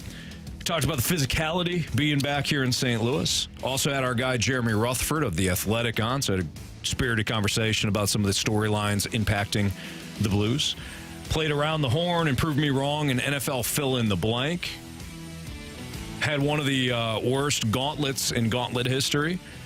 You find out why things went sideways there in a hurry if you listen to the podcast, because Gauntlet, again, not great. And sprinkled in some Cardinals and more frustrating conversations around that team. Jamie got ticked off again about the Wilson Contreras situation. Had a good talk about the direction for the Cardinals in 2024, lack thereof. And, been a good show, fun show. We appreciate all the interactions. Speaking of which, Marsh, do we have any criticisms and compliments? Yeah, we certainly do. We were talking about Wilson Contreras and the Cardinals, and if they make a similar move that they did last offseason, if they do it again this offseason, who knows how the fans will react. But from the 636 bottom line, if this happens, Mo needs to be fired, and Anthony needs to dump a bucket of Budweiser on his head. I think that's probably a better way to go than what I said that one day. So let's do that. Yeah, I'm good with that. This is the biggest. This is the biggest offseason. All kidding aside, this is the biggest offseason of Mo's career. Oh, absolutely. You talk about legacy. Like, he's done some really good things in St. Louis. I know people are ticked. I know people want him gone. People don't want to hear that right now, but I get it. You have had one heck of a successful franchise for a really long time. The other, Jamie, this is going to sound crazy, but people were tired of Tony for a long time there. I remember first series, Tony's got to go, Tony's got to go, Tony's got to go. He's lost his. Then he wins the World Series, he walks away, and it's like, you know what they need? They need Tony back. You're going to appreciate the Mo decade at one point, because he did win a World Series in 11. He did get you to the NLCS in 19. There was a lot of divisional round, and there was another series matchup in there. I think it was 2012, I believe. You went to the World Series in 2013. David Ortiz happened. There's been a fair amount of success. It's been this last 7 or so years, minus 2019. NLCS not too long ago. 2019. It's been frustrating. I get that, but he's had a good tenure. This though, this is it. This is like all of the stuff people were complaining about. Boom, boom, boom, right in your face. This is what he'll be remembered for. Yes. If the franchise nosedives and he doesn't take care of it, they'll remember the John Mozeliak tenure as a failure. They won't remember all the good stuff. But if he's able to retool this, reshape this, and compete again next year and get this team into the playoffs, they'll remember, if nothing else, that this guy produced a lot of playoff teams. And maybe we can talk about this tomorrow, but Jamie, they are face-to-face now with their problems. Mo is face-to-face with the mistakes he's made. And that, while painful, is not a bad place to be ultimately if you're willing to make some changes. Like, this is, you can't run from it. You finish second in the NL Central and you miss on the wild card. 1 or 2 games. Yeah, right there. You finish dead last in this division behind the Pirates. This division's improving. Sorry. You finish dead last behind the Pirates. You're face to face with your problems now. Your mistakes. This is your fault. The 314 says, the Cards are a big poop sandwich, and we are all going to take a big bite out of it for a few years. We already did. Man, I thought, man, a few years. I don't know about you, but I've already had a few bites there this year. You putting any veggies, any condiments on your poop sandwich? Poop sandwich? Yeah, I'm trying to drown out the poop with. You know what? Though? Yeah, maybe barbecue sauce. Yeah. I feel like that'll just make you think about it more. I'm just going to hammer that thing down and get it over with. Yeah. Yeah, I respect what if you like that. it? That would be weird. Well, I think you have more problems than just your favorite baseball team. I know I don't like it, Anthony. Don't worry about you. I think you should be in a jacket, somewhere. Blue jacket? Not a blue jacket either. A black jacket? Not a black one. How about a white one? With really long arms? Yep. And some buckles and some... and a mouth guard. And some straps. Yep. Yeah. I haven't heard of that sports team. Yeah, they're new. They're coming. I've been around a while, I think. It's been under the radar. From the 314, does Marshy have another date tonight? He's not wearing a hat again. You are all dolled up again. Can I not come to work trying to look like a nice, presentable human being? I mean, Marsh, yesterday I woke up and went to work. But typically that's your look. Yeah. I mean, consistently. This is that we're on radio. We didn't have the YouTube cameras for a while. Well, now we do. But you haven't. You haven't dressed up a lot I haven't. Since the YouTube cameras. I thought I'd throw something nice on today. Oh, you look nice. Well, I you got that chest hair hanging out. Look at him. Hell yeah, right here. Look at that. Yeah. He's unbuckled up top. What Anthony does. He's got a little infield patch going. He does. He's ready to go. I mean, you're no Anthony Stalter. You don't have a gold chain resting on a thick mattress of chest hair. Yeah. This is silver. I got a little dome turf up here. I left the gold at home. But it just rests on like 4 inches of hair. It's like, I remember one time, Anthony laid on the ground. I dropped an egg 2 stories up on his chest. It didn't break. No. It just like a pillow. That's impressive, wasn't it? It was.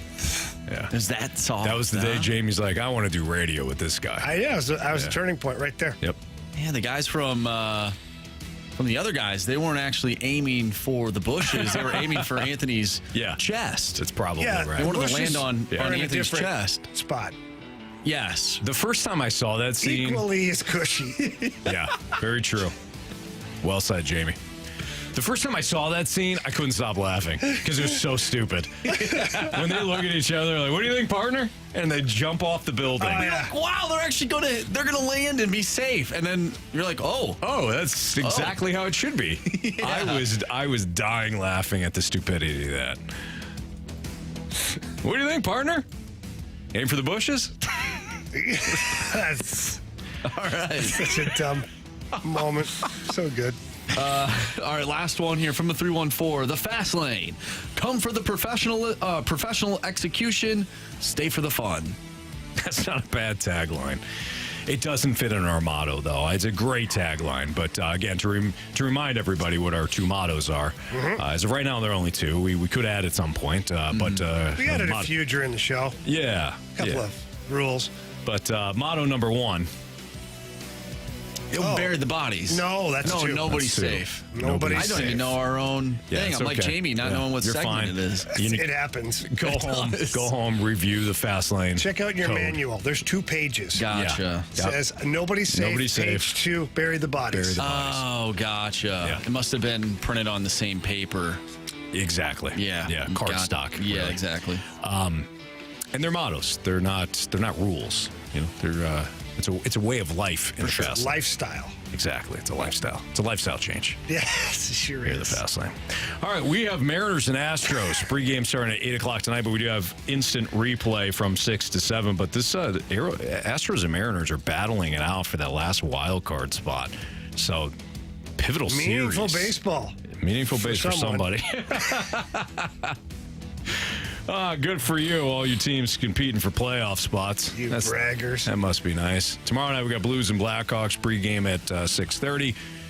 But tonight, again, Mariners and Astros following instant replay.